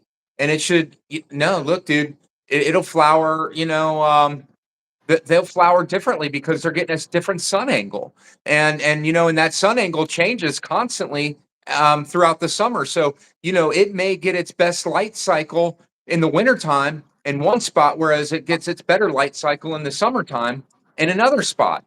You see? And so Yeah. it's really hard to determine that. At some point when you think of the tank, you think of, okay, well that makes sense then. Maybe it's turn, it's at the dinner table right now and it's getting its crack. And it's getting its crack at the dinner table. And and it gets done feasting and then on to the next one and it gets through its spurt, kind of goes back to a little bit of a stagnant point for a little bit, maybe goes into dormancy and then picks the pace back up after it's turned again in rotation. That's interesting. Yep. Yeah, and it's like, if you have that perspective, right? There is some like theoretical way out there where you can make everything on the same time, and get everything to grow at the same rate and do everything that you want it to. So here, I'll show you this tank where I'm not running the. This is like serving as my control tank, and you can really see, like, in this system you don't see that effect where everything is kind of blooming, right? It's just mostly the larger colonies which are still growing. The frags are kind of doing their thing, and the stunted ones don't grow as much. But it's mostly like the bigger pieces taken off um, in here, and all the small pieces are kind of stunted. They don't really want to grow. Whereas in the other system, everything, like the majority of the system, is growing, and that's just going. It just kind of goes back to how you treat the inputs and how you're efficiently managing all those resources. And that you can see in this tank too. There's like just a little bit of cyano, It'd whereas be in the other interesting tank, if it there's like it's none on the rock. it'd be interesting if you um spot fed, and see if that could influence those ones that don't seem to be growing at the same clip. That maybe they're just they don't have as much polyps, or they're not as Yeah, developed. yeah. I mean, that's something I've noticed in the past too, when like using like the past like year or two, like with the concoction and stuff. Like it started off with me like feeding the runty ones, and then they like you give them a little love and they show it back. Um, but that's a different story. But it's more so like how you can create that ecosystem where everything is thriving all at once. Whereas in the other tank, it's more so like a pick and choose, right? Because this system is way more dense, way more demanding in that sense, and everything's growing. Whereas the system up front is a lot more open, um, but uh, yet a much less things are growing. So that paradox is kind of crazy. You would think in the system, that like that looks seemingly more open, uh, the corals would grow better, but that's not the case in this setting, right? And that's just due to like the husbandry tweaks and the weird experiments that I've been doing in this tank. Because you would think, right? There's more people in the room. Of course, the room's going to get hot because you're breathing. Everyone's breathing in Uh-huh. it, but you're not thinking about, this room has great ventilation and the other room has, no windows and no ventilation. And that one guy suffocates, you know? So there's like, there are obstacles that the system kind of throws at you, but if you kind of know how to, navigate around it, you can kind of, overcome them without making the system too overly complex. And it kind of goes back to the body. You need a really good heart. You need a really good way to get energy into the system, and it's really understanding how the skimmer works, getting the right size one, making sure that its output is what you want it to be, and then really understanding like why does my skimmer look like this, and then I'll show you the other skimmer over here. Like these tanks, like they're just black, you know, and you don't see that constant spewing like this tank. It's completely different, and this tank is run a completely different way, and it's really cool to Now, observe that. did it look like that before you put that skimmer on? No, the that skimmer, the skimmate in this tank didn't look like that. I couldn't get the other skimmer to skim the way that I wanted to. But was Uh, it producing a dark skimmate like the other ones? yeah, it would just kind of pull up like this. There wouldn't be that foam cloud. It would just kind of Right. pull up dark liquid. So see, that's got me now thinking about bacteria's influence on that. I mean, I would say this tank probably is the most bacteria driven um in that manner. It could be that, due to the amount of bacteria in the water, they kind of change the That's water surface that's what tension. I'm that's what I'm thinking. That's what I'm thinking. Yeah. Yeah. Because I'm Because noticing the same with mine, but it's almost like mine is doing it and started doing it since I stopped carbon dosing and bacteria dosing. I noticed it started doing what yours is doing, and it makes me now believe that maybe I already have plenty in the system, yeah, I and mean maybe it's all the things that you're putting in to the tank, it's like what 1 or 2 mLs at most, right, Perry? At a time. It's really on the about little supporting. tank, Yeah. It's like yeah, yeah, very little. Like I was putting in a point 0.2 ml a day of carbon source of the energy, Bacto energy from Quantum Air, and yeah. a drop of probiotic bacteria. But you know, yeah, I just don't think it. I don't think none of it's needed. I think that it's. I think what I'm trying to do is I'm trying to put stuff in, and the system's trying to purge it out. And so then you know what I mean? Like that's where I think I was going wrong. So then it makes sense why I'm seeing the algae go Richter, and and that's when I finally said, there's got to be something that I'm doing, and the common denominator was I kept carbon and bacteria dosing, and so as soon as I you know discontinue it, the skimmer starts showing instead of looking like yours did over on those other tanks where it's dark and barely pushing over. Now it's fully engaged and it's lighter at the same setting.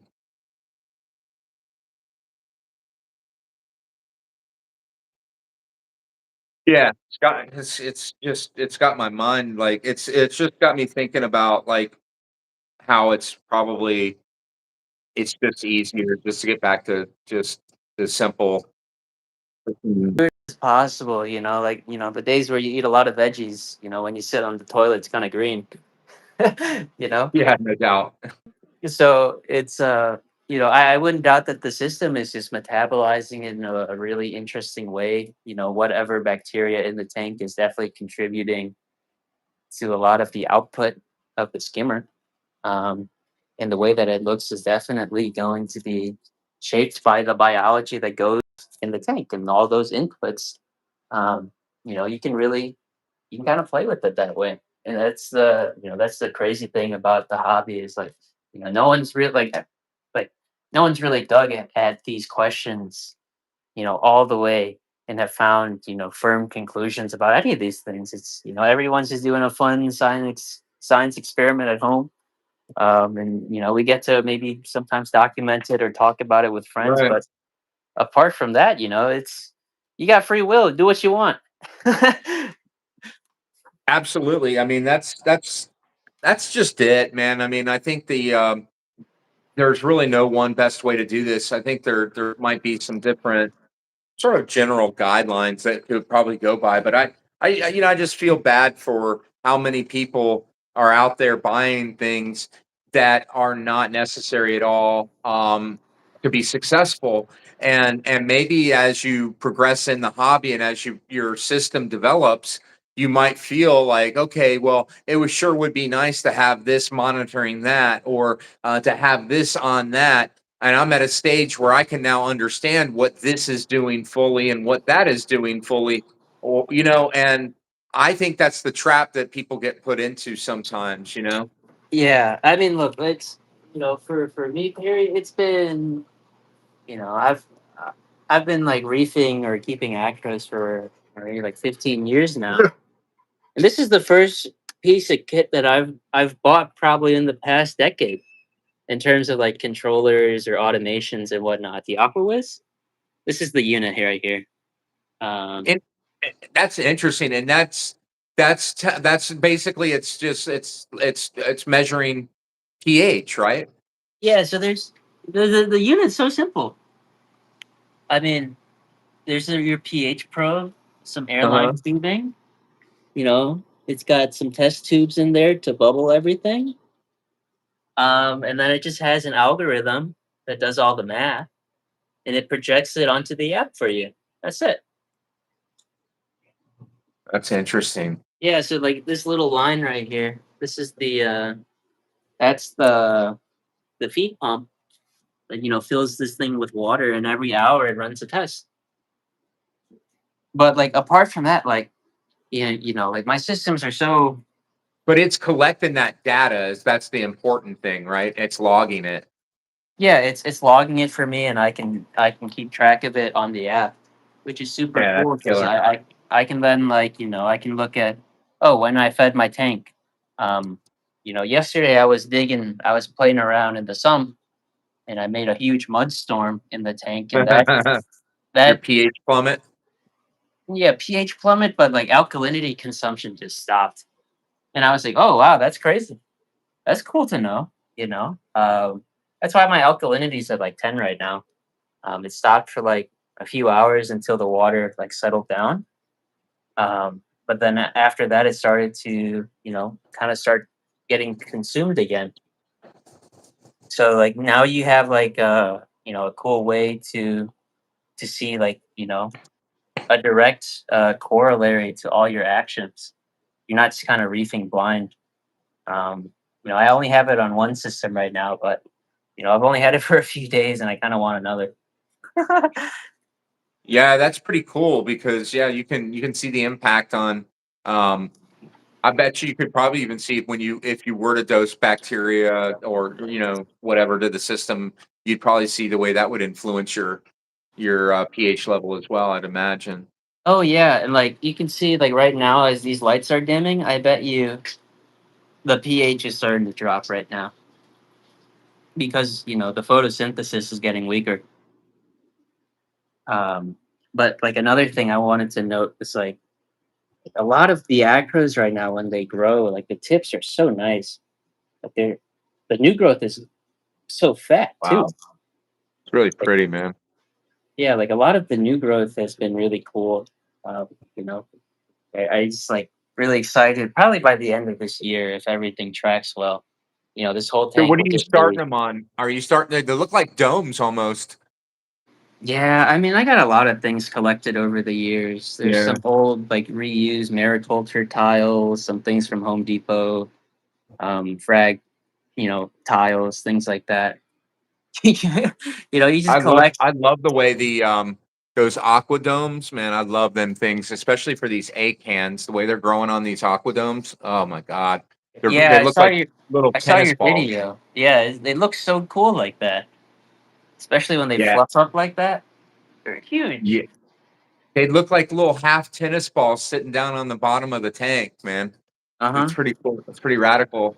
I'm gonna have to put them on a tile eventually, or they're gonna encrust down onto the glass. I fear, but yeah, man. I mean, like this is the biggest challenge I've ever had running a system that's all of about 33 gallons and it's only 12 inches deep and I'm trying to keep acros and acans and hammers You all know, in one system.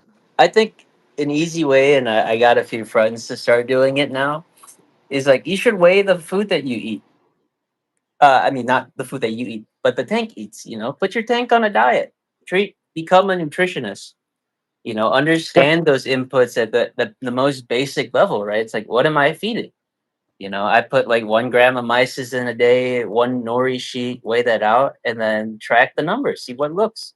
And then that's the best way to say, like, oh, my tank's growing right now because the amount that I feed is showing up negative, you know? And and I think too, though, when you strip your tank down and you have less variables, I think that's when you're probably getting a true idea too.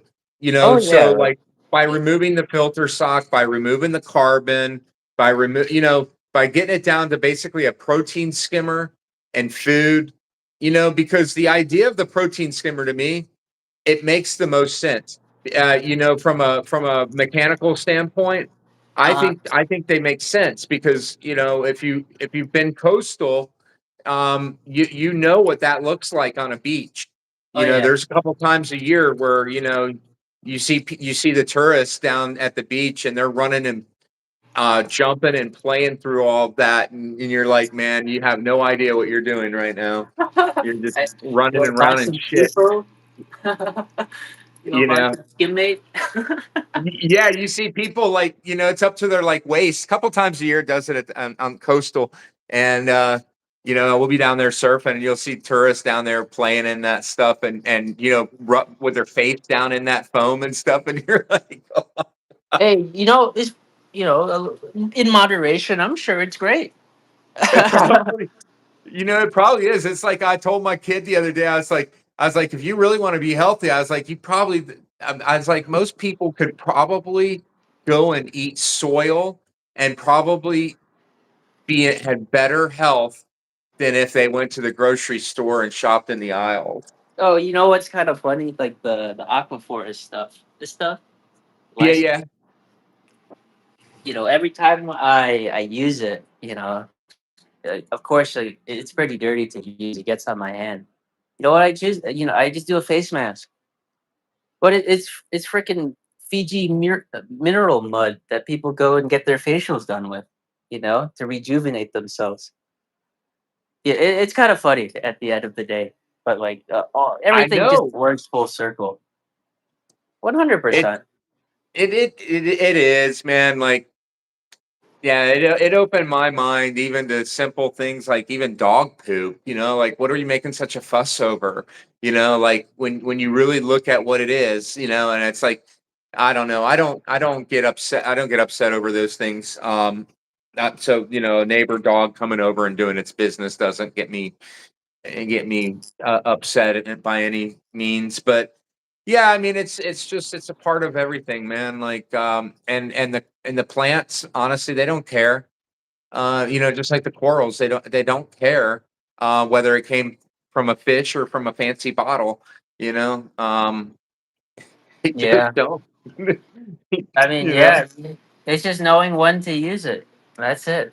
They don't care. So if they don't care, then when do I use it, right? Well, I do think there's more to be explored at some point in natural foods and sort of like the whole premise of natural farming as it relates to sort of this natural reefing. I Um, I I think think the there's more to go into that. I think the biggest push is when you see metal halides or a similar technology become popular again. Because I'm pretty sure what halides were doing or T5s were doing in the tank, you're probably just growing that plankton, just It is. tons of it, without like invisible stuff. You're just growing, but you're not getting it with the LEDs.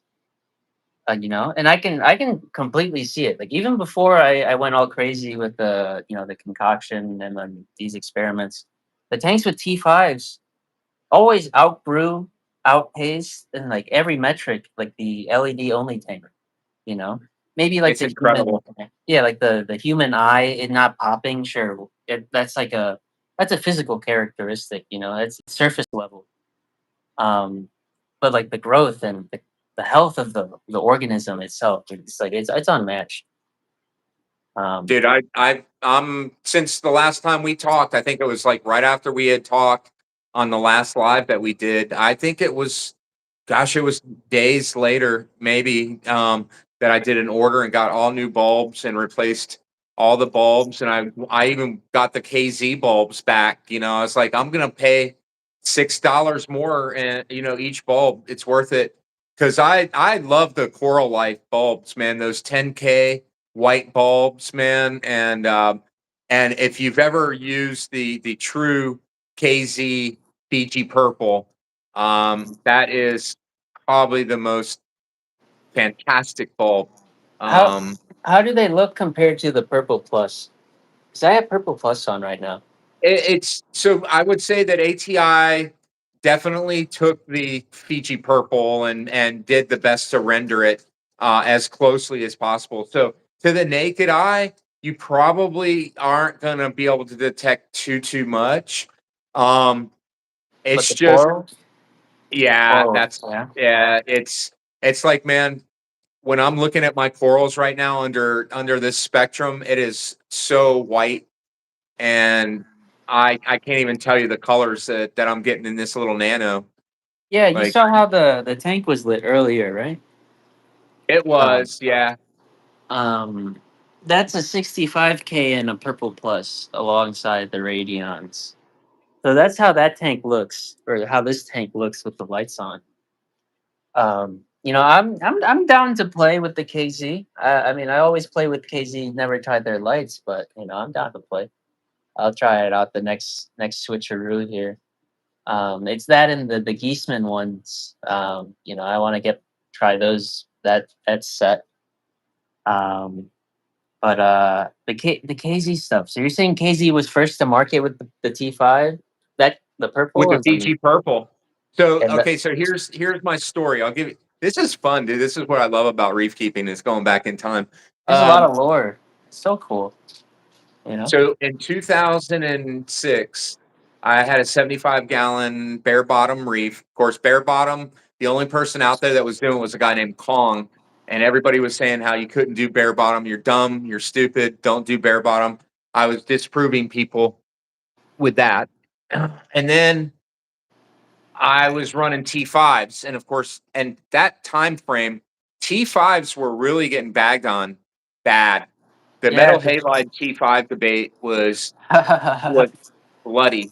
I mean, it like literally was a bloodbath on the boards, and this goes back to 2006. So luckily, I fell into meeting a guy over in Tampa. His name was Don Miller, and he was the Zeo tank of the quarter back in 2006.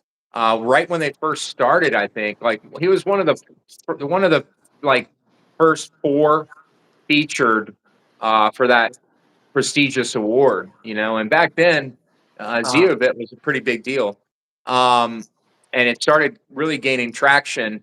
And so he broke down his tank subsequently, and I found him in the Tampa boards locally for selling coral. So I went over and met the guy, and he was getting out, and he decided he was going to like mentor me, man. You know, like, and Oh, it's sick. he said take these bulbs and put them in your T5 unit. You're not going to believe what's going to happen. And I said, okay. And I did. And holy crap. And so he's like, yeah, those are European bulbs. And he started talking about, do you know Zeovit? And I'm like, well, no, not really. And he's like, all right, well, I'm going to get you hooked up. And so he started educating me as he was selling me his corals, because I think he wanted his corals to do well, you know? And man, I started playing around with this stuff back in 2006, 2007. I was already, using the Zeovit stuff, but he had given me those bulbs, and yeah, that was back.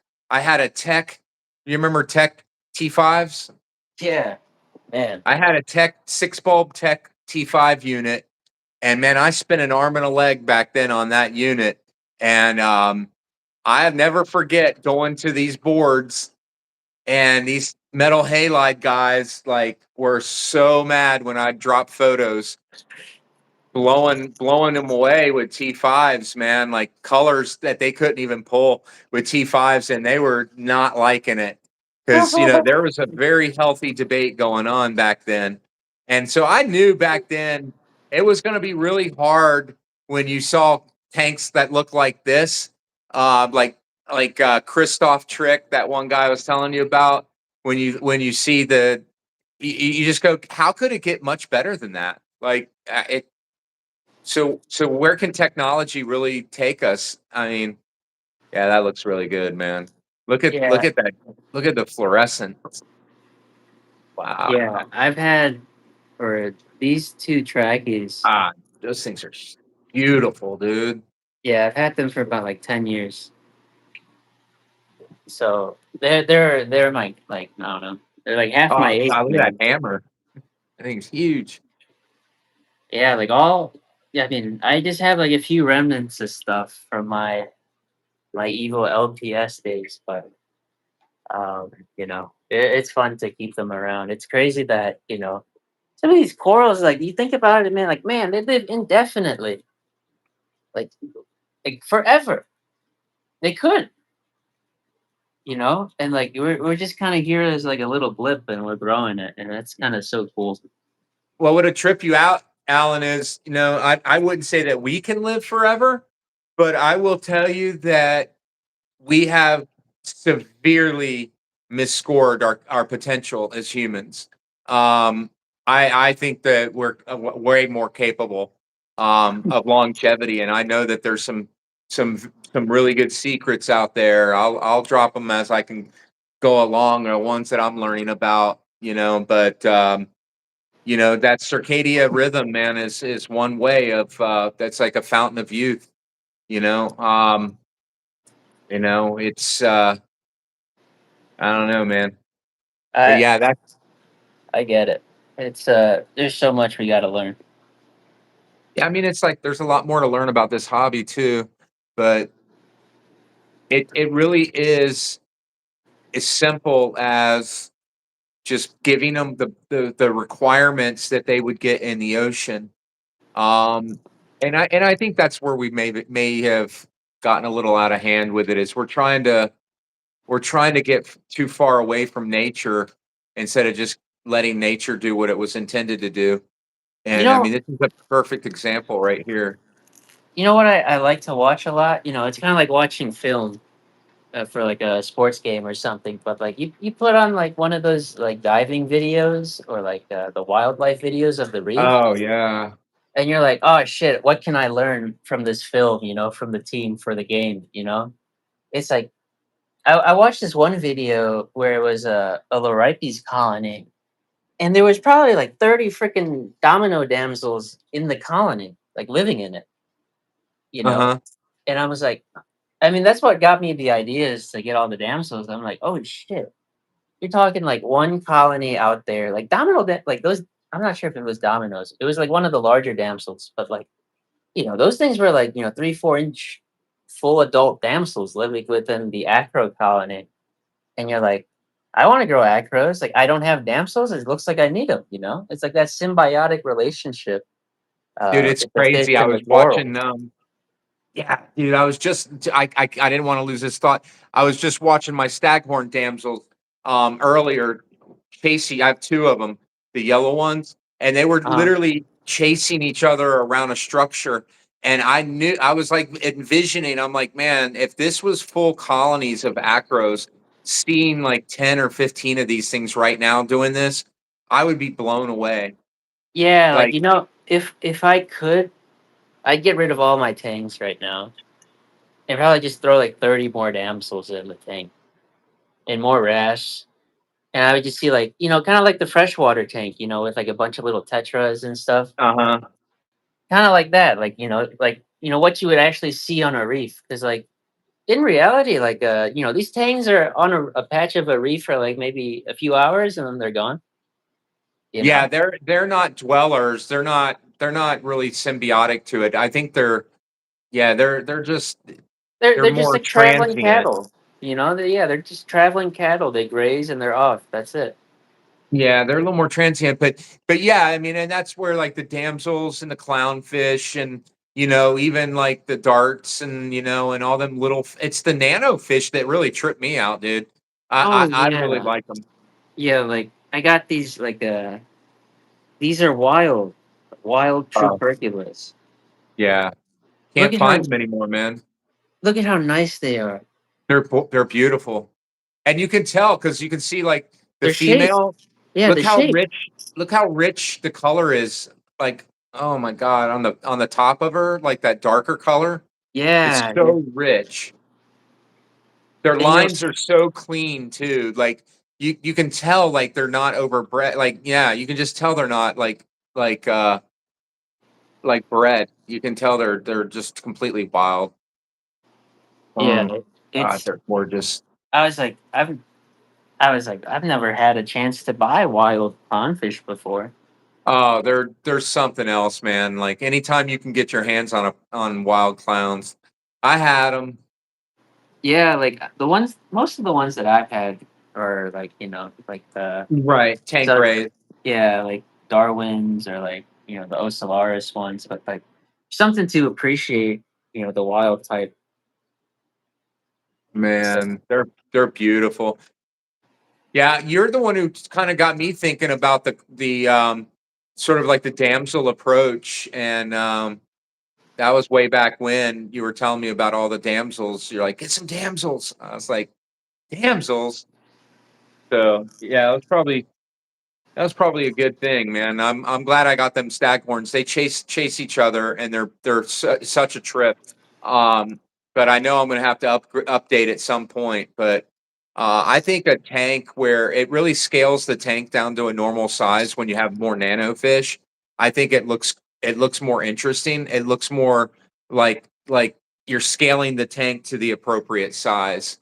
You yeah, know, right. It's like like I got these tangs like all when they were like juveniles. Like the size of my quart, like a quarter. Like this black tang I got, it was just like the size of a quarter. And now, like I've grown them up for like 7, 8 years, and they just need so much more room than I can give them justice for. Like if I could like redo this completely, it's like you said, just a bunch of damsels, maybe like some little gobies just to pop in and out, like hawkfish, like those like cool like kind of uh-huh. like cryptic fish that most people like don't have anymore, or like most tanks don't have anymore. You know? Yeah. Yeah, it's a shame, man. Like all those really funky, cool little fish, man, like they're not heavily picked, so a lot of the stores, they don't want to sit on them, you know. I get Yeah, it. like I had like what like a flame hawk fish. Man, Mhm. that thing was so cool. Uh, I had a man, geometric pygmy. Have you ever seen one of them? nah, I've not. It's actually in the Anthias family, but it looks like a hawk. and it Oh, behaves like one, but it's oh, actually an really? amphibious. Yeah, it's really a trip, man. You should see them. It's called a, but they're very friendly. They're very reef compatible. Yeah. Look into it. Geometric pygmy hawkfish. Geometric pygmy hawkfish. Beautiful fish, dude. Um, yeah, I love all those weird little funky fish. Hawkfish are so cool, man. Like I had an arc eye that was I called him sketch. Like that was the meanest fish I'd ever had in my life. Yeah, they're always mean though. They're never nice. That's the thing. It was so mean. It was so pretty, but he was mean. Yeah, they definitely are. He took Yeah. out a mystery wrasse on me, believe it or not. Oh wow, those guys are mean too. I know, right? That's what I'm saying. He took out a mystery, like Damn. took him out, like drove him right out of the tank. Was it like a bigger one? I mean, the mystery was like a medium large. I mean, it was a beefy. Oh I wow. spent I spent man, I can't tell you how much money I spent on that thing because I love those mystery wrasse. So I found one Yeah. at a store and I bought it because I'm like, man, dude, when am I going to see a medium large mystery to get one that size? Like Yeah, they don't I come was in like, often. man, not going to see one. So I grabbed him and I had the hawk, the arc eye in the tank at the time. Man, he lasted. I got him off the floor like twice, and then yeah, that was it. Done. Uh, Went to bed one night, and he was done for. Dang. So Yeah. yeah, Dang. you know Man, the deal, man. I feel you, man. It's been so long since I've had a mystery rest too. That's crazy. I haven't I uh know. I haven't heard I anyone think bring one of those up. they're so pretty, man. They're just such interesting looking fish, man. They're But definitely yeah, one of the trippiest wrasse, and the way that they behave too. It's like you're tripping out when you look in this dark cave. You got this crazy colored fish. You're like, whoa. it's just lurking, like all creeping out, like yeah, Yeah, yeah, yeah. They look so crazy and they act so crazy too. It's like, wow. Yeah. yeah. I gotta keep one of those on my radar. I To had another little nano fish called it looked like a six line, but it's actually it was like Oh, the it pink wasn't a, streak? yeah, the pink streak. Yeah. Yeah, yeah. I I just love that fish, man. I I should have one in the tank up front. I had one in here, but I guess he got old. I had him for like 8 years. I don't know. They're He, peaceful though. yeah, they're super chill. Yep, that's what I like them. You know, have you ever had the Hawaiian one, the four line? No, I've had six lines, Yeah. and we all know about six lines. Oh, if you could imagine something worse than a six line, that's the four line. Really? Oh yeah, he would he Oh, would okay. he would go after my fish's eyes, so I would have a few fish with one eye. Oh man. Yeah, so I was like, wow, you know what you're doing. I've got a little man, I've those so I had to get the clownfish to really break up my tank because that purple dotty back, man, like that thing is so aggressive. He is super mean. So I got the clownfish and it sort of broke the tank up.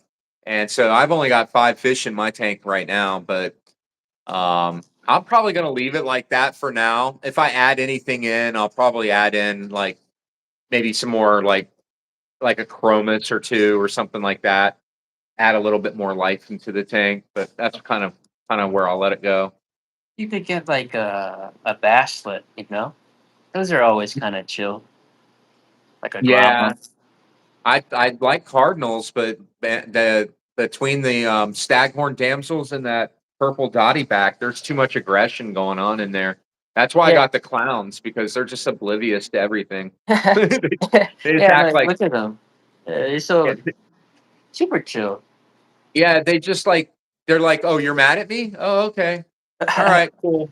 Okay, all right, I'm out of here. You're mad at me, and they just act like they have no ego. I love them, you Yeah, know, they're kind of like pugs, you know. They're like the totally. pug. the plugs of the Reef tank. I love your colors, man. Just absolutely insanity. But your growth patterns and everything. It really reminds me of sort of like that. If you were to take some like spotlights and do a bunch of like halide spotlights and do like a Japanese style, like Yeah, like I because you mean, got that uniform stacking. Remember how they would set those tanks up and they would like take the colonies and they would like put in like all the same size colonies and start the tank off like that. And it would be yeah, like this perfect looking, everything's the same size. And then they would put these spotlights and then they would light up like a yeah. pink one over here and a blue one over here. It was super cool. No, yeah, like I feel like we've done a pretty good spot in just like putting portals so that they kind of pop as you look around. Oh yeah, you've got a lot of color. Yeah, it's like there's a good amount of contrast, which is it's kind of hard to do. But like the staggering is nice. A lot of this stuff my dad does. He likes to rearrange the pieces. That's one of Um, my favorite things to do, man, is color and placement contrasting. yeah, That's like like one of my favorite things to do. this section I really like because like you start off with like all like the neutrals and like cool colors up front, and then you move back to all like the warm hot colors, and the colonies are getting bigger as you move back too. Ah, it just Kind of looks it gives you so like a Zio really like. yeah, it gives you like a really cool like effect, you know. But it looks so Zio like, man. It's like the corals are glowing. And a lot of people attribute that to starving, and it's so sad because it's anything but. It's actually quite the opposite. They're actually being so well fed that they're giving you a whole different level of coloration that stands off whatever structure you laying them down on. And Yeah, that's what yeah. that's what I just absolutely adore about your placement and your color scheme and patterns and everything. It reminds me of like a European like style, like almost like a Polish or like almost like a Polish tank, like the way they do it. There are a That's lot a, of Polish it's a people in my massive area. compliment, by the way. A lot of Polish people in my area. Maybe it rubbed off on me.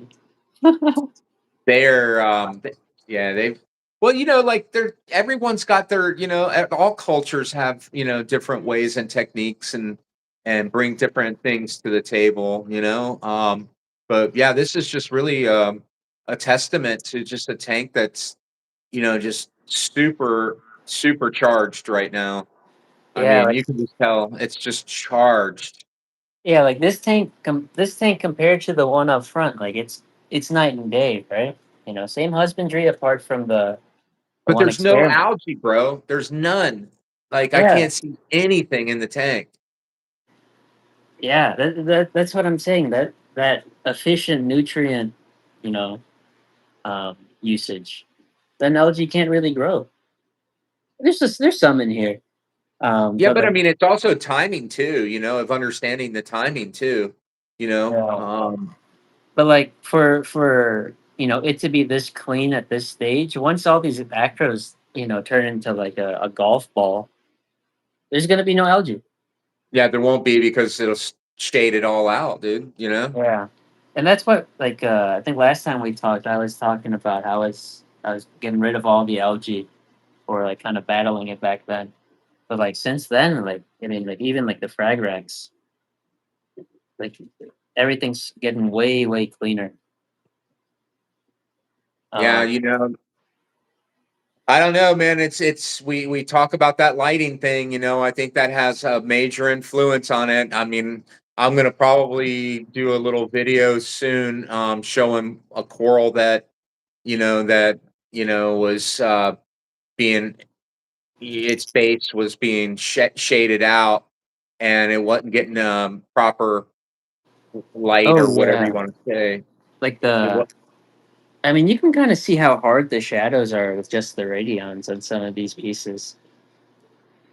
Like without the T5 cover later on in like the day, these things wouldn't grow the way that they do. You know, like they can't start overlapping each other like this crazy without it understanding that it's going to get the light that it needs. It's just like the way that the millie grows is so nice. Mhm. Well, it's like it's like under canopy lighting is only now a thing because of LED, and it's because it's so one directional. It's down and that's it, and it's so shading. So, you know, I don't think I don't think it's a bad technology. I think it's just limited, unless you've got it coupled with T5s or directional, or a type like those AIs, or that what's his name, that Rich is using.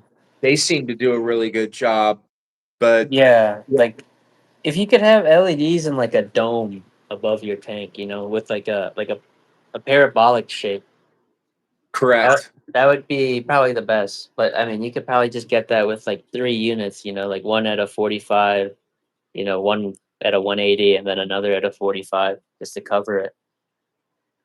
I was always wondering because if you think of the dynamic of like a double-ended halide, right?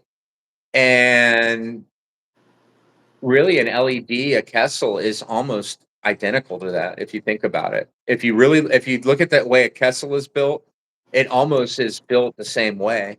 And so it's like, well, why didn't they have those on large reflectors? Like, so I wonder what a Kessel would be like if it was under a reflector, like pointed up into the reflector and then it bounced all around and then down. You know what I mean? Yeah, like there's something like that one Quanta, I think that's like that huge dome. Uh, Yeah. I Wow, look guess at that. which God, one? man, that Fox Flame is glowing. Yeah, it's huge. God, it's glowing though, dude. Yeah, that's the one thing, and I think that glow. One thing that I've been working on is like a vitamin blend on the system. I think that Mhm, glow is it's very attributed to the coral's metabolic rate, kind of like how you kind of flush sometimes. Uh, mhm. and I think that's what that glow is. The coral's kind of flushing, um, and like being really rich in certain vitamins. That and like what also comes with increased vitamins is like uh, you got to start using a lot more fats. So I think a lot of the V vitamins specifically are are used in metabolic processes to process sugar, Mhm. carbohydrate. So as like you're using the vitamins, you're kind of like it's like you're like in like a full workout basically, and you're sweating everything super crazy. But if the coral doesn't have enough energy reserves, when it's like working out, what's gonna happen? You're gonna pass out. And then I've Mhm. noticed like little tips will just kind of peel back unexpectedly. And when I counteracted that with the feeding, those symptoms kind of went away. So that was Well, something. and to kind of dovetail onto that, like when we're getting into organic versus inorganic, and we're talking about minerals and we're talking about nutrients, we also really are talking about the same thing when we're looking at vitamins, right? So um, if we can somehow get all those key vitamins into the foods, or in Yeah. a food form, something that's going to get processed by an animal or animals in the system, that to me probably would be the best approach. Um, because it's the same dynamic. I don't take supplements anymore. I have so many herbs growing out in my garden and so much live food that, like, there's at this point, like, me buying these supplements is a waste of time because they're not going to have nearly the nutrient density that I have in my stuff. Um, so like there I don't supplement vitamins unless I'm off on my diet, right? I mean, like, No, yeah, magnesium it's like and what I was kind of playing around with was like, kind of actually seeing what the effect of each vitamin had, which was really cool. But I totally agree. Not really needed unless you're trying to push a specific result. Because what I was kind of trying to chase before, way back when, maybe like 10 years ago. Have you ever used like the Aquavitro fuel product? I haven't used it, no, but I'm familiar with it. Yeah, but like back then I was probably using gallons of that stuff. Um, I was just pouring that stuff into the tank. I was running full Zeo, so I had like no nutrients at all. And my corals, well, they were just like glowing all the time. And I always wanted to like kind of re-achieve that, but I never had fuel or the stores around me didn't carry it. And what I was kind of chasing, it seems like I kind of got a little bit of that again, with the vitamins, but definitely not to the point where what I'm seeing now, how the system's working. Like everything's like even better than before.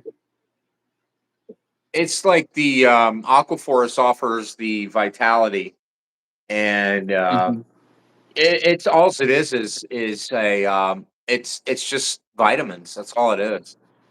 It Yeah. smells like it. It smells just like liquid vitamins. If you've ever used liquid vitamins, that's what it smells like. Yeah, I mean it's like at the end of the day, like vitamins are vitamins, right? It doesn't just magically change what they are. Um, Yeah, I would imagine, like, depending on your food source, like, I think that what you were onto with the concoction, um, in combination with a nutritious, well-rounded, fuller spectrum type food for the fish, if we spend less money on all of these bottles and all of these things and just make our investment on making sure that our cleanup crews are refreshed, and that we have all those things in our tanks constantly, but also making sure to feed a really good diet to all these animals. I think that's really what drives a healthy system, you yeah, know. yeah, 100%. You see the water, Perry? Yep. You see that It haze? it almost has a yellow tinge like you dosed amino acids or like a vitamins or something right now. I I swear I haven't. I've been working all day. I haven't fed the tank one bit. I haven't touched this tank since yesterday, and like I didn't put in anything yesterday. And this is what I mean by like the self sustaining effect. Well, I would imagine, I mean, based on, I mean, I don't know everything that's under the hood and everything that you're doing, but it looks like, at some point, these tanks should become that way Yeah, at and some that's point it's if we like don't get in the way. that aged water. I Well, I was think it's that for sure, it's but I the think it's also not having limiting factors like um, so yeah, much yeah, yeah. mechanical Hmm. filtration. Yep. There was like a really old school store by me. It was like this is like when I was growing up in like the 2000s. And every time he got like a sick fish or something, he would just toss it in the really old reef tank up front, or like any weak coral. He would throw it in there. Because of how stable and old that system was, it would recover. And this is like in the 2000s, where you know Mhm. there was none of what we have right now, and it always worked. Which Yeah, which was crazy. Yeah, it just that I think that's why the success was there. It was more of a ignorance, is was bliss, you didn't, you had these reef centrals, and they started coming along, in the early 2000s and stuff, but you really had to go dig for information, and the information probably it was a lot of, like, anecdotal information, really. It was all observational, and then when you look at that, a lot of the foundational information that was being sort of shared was all a lot of it was based on what my microclimate is and what's going on in my particular system. And so it really is hard to uh it was always going to be the person who was tapping in to their tank was going to be the successful one, the one who's observing, spending the time to really look at the way that things are moving on the tank. um, to me was always going to be the more successful reefer. 100%. It's like when I got to see the millies grow like this again, that's how I knew, man. It's like you don't see millies grow in people's tank like this anymore. Look at How that thing. how Which uniform it one is is. that right there? This is from AFG. TSA. This is the like ultimate sunset that they sell. That's pretty. But like you The see how structure on it, the structure on it's beautiful. and like I have the ASD over here, but even that one, the way that it's growing out, Oh yeah. that's so crazy. It grew up like 1 inch, and it said, "All right, time to make a 90-degree turn." Wow, that They're is all grow. You see crazy. that? They're all growing out 90 degrees from the branch. Is this? Are you? How are you? Oh, I can't. It's hard to judge how you're able to. Is it flow? I mean, I see the water at the top. It looks like you're getting some pretty good turbulence on the top water. Yeah, but I mean, you can see the polyps and what it's getting. But Wow. it's just the way that the corals grow in this tank. Even like the Aussie pieces, like the shortcake. You know how like thick they grow, and Hmm. like the stag, and Look at that thing. Jeez. how nice and spaced out the branches are. It's growing out like a club, like a mace almost. But look at the color. I mean, and I don't. I mean, I don't. I can tell if I was there in person, like how much better looking it is than it is right here on this camera. But I can tell through the contrasting of the color breaks. Look at that splice. Holy crap. Yeah, like it's the red is so red, and the green is so green. It is just perfectly contrasting. Yeah, like this is the other one, but you can see Oh, that one's funky. the red on this one is different than the red on this one. You see Now, it? what do you have? A bank of two T5s on either side there? Yeah, so it's just 4 extra. Okay, total. And what's the spectrum on those? 65K and the purple plus. Oh, nice, nice. That's the way to do it is to get your white light in your T5s to get some of those other spectrums, those other gaps that are missing in the LED. Yeah, that was my strategy here. But like just the way that when things start growing, they just grow so uniformly. Oh my God. It's Yeah, like I'll be showing off some corals down the road, but I definitely am not near that. it's like they just decide to when they grow, they just explode. It's like they It grow just up like reminds a me of man, it just reminds me of like the way my corals grew in my old system, and I would get a lot of compliments on people saying like the base of your corals looks so insane.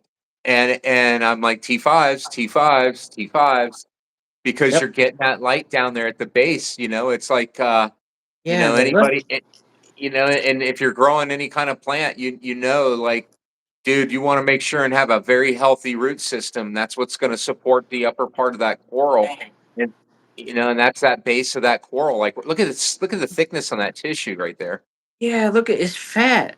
It's plump, dude. Yeah, like look at that one too. Like this one, like the base is everything's growing up. God, that thing is so plumpy. That tissue needs to go on a diet. Yeah, like like when you're talking about like the basis stuff, it's like like I had this was like a little piece of encrustment of a shortcake, and now it's probably like grown over like a 3-4 inch span, and it's starting to go vertical now. it's like, yeah, the base is doing all the work. It's fighting off all the algae. It's claiming all the Totally. land. And then Well, once, it's if you're going to attack, if you're going to attack and you're a predator, where are you going to attack? yeah, Weakest up the, point. yep, up the The tree. weakest point. Yep. You know, if you're out hunting a deer and you notice that it's limping, or anything like that, you got to exploit, the vulnerability. That's just the way it works. Yep. I just got one of these really cool smooth skins for my friend. Uh, Oh man, it's like you remember those Cardisons, the yeah, blue I from like do. the 2000s? Hmm. Yeah, so nice with like the baby blue and the white polish. I don't think I've seen one that pretty, dude. That's got a little bit thicker than most Cardis, but man, aren't Cardis are normally more dragon-like, aren't they? No, so what people call dragons are, I think, Acropora subglabra, subglabra, Oh, okay. something like that. And that's pretty. That This is almost actually reminds me of that Skinny Love a little bit. yeah, it's a really nice one. I had like my friend gave me two actually, so I have that one and this one. Wow. Yeah, it's like finding like these old, Look at that. We got a splice frag that's got half is that like half red, half green? yeah, it's a 50-50. Dude, that's badass right there. Yeah, I, this one was almost like a perfect 50-50, but it started to blend over. That's pretty though. It's a nice little frag. Yeah, I mean, the splice has been just kind of taken off for me lately. Yeah, Uh, you got a bunch of them looking good, man. yeah, the next thing is to grow out the JD. It's like, man, it's so nice to get this thing to bloom. I think last time I grew this thing out was probably like 5 years ago. Dude, I And when can't believe how good that is. yeah, it's like to see it in this condition. Like last It's time, growing. To see one growing is like, man, I sat there and looked at mine not grow for 9 months straight. I mean, it grew like maybe a millimeter in 9 months. yeah, And I mean, last I time I saw the was, blue tips like once. yeah, that's the thing. It's like all the tips are blue, and it's growing this time. I had the same experience last time, man. I think I had it for like 3, 4 years, and it maybe only got to the size of like a golf ball. But like yeah, like this time around, it's a different story.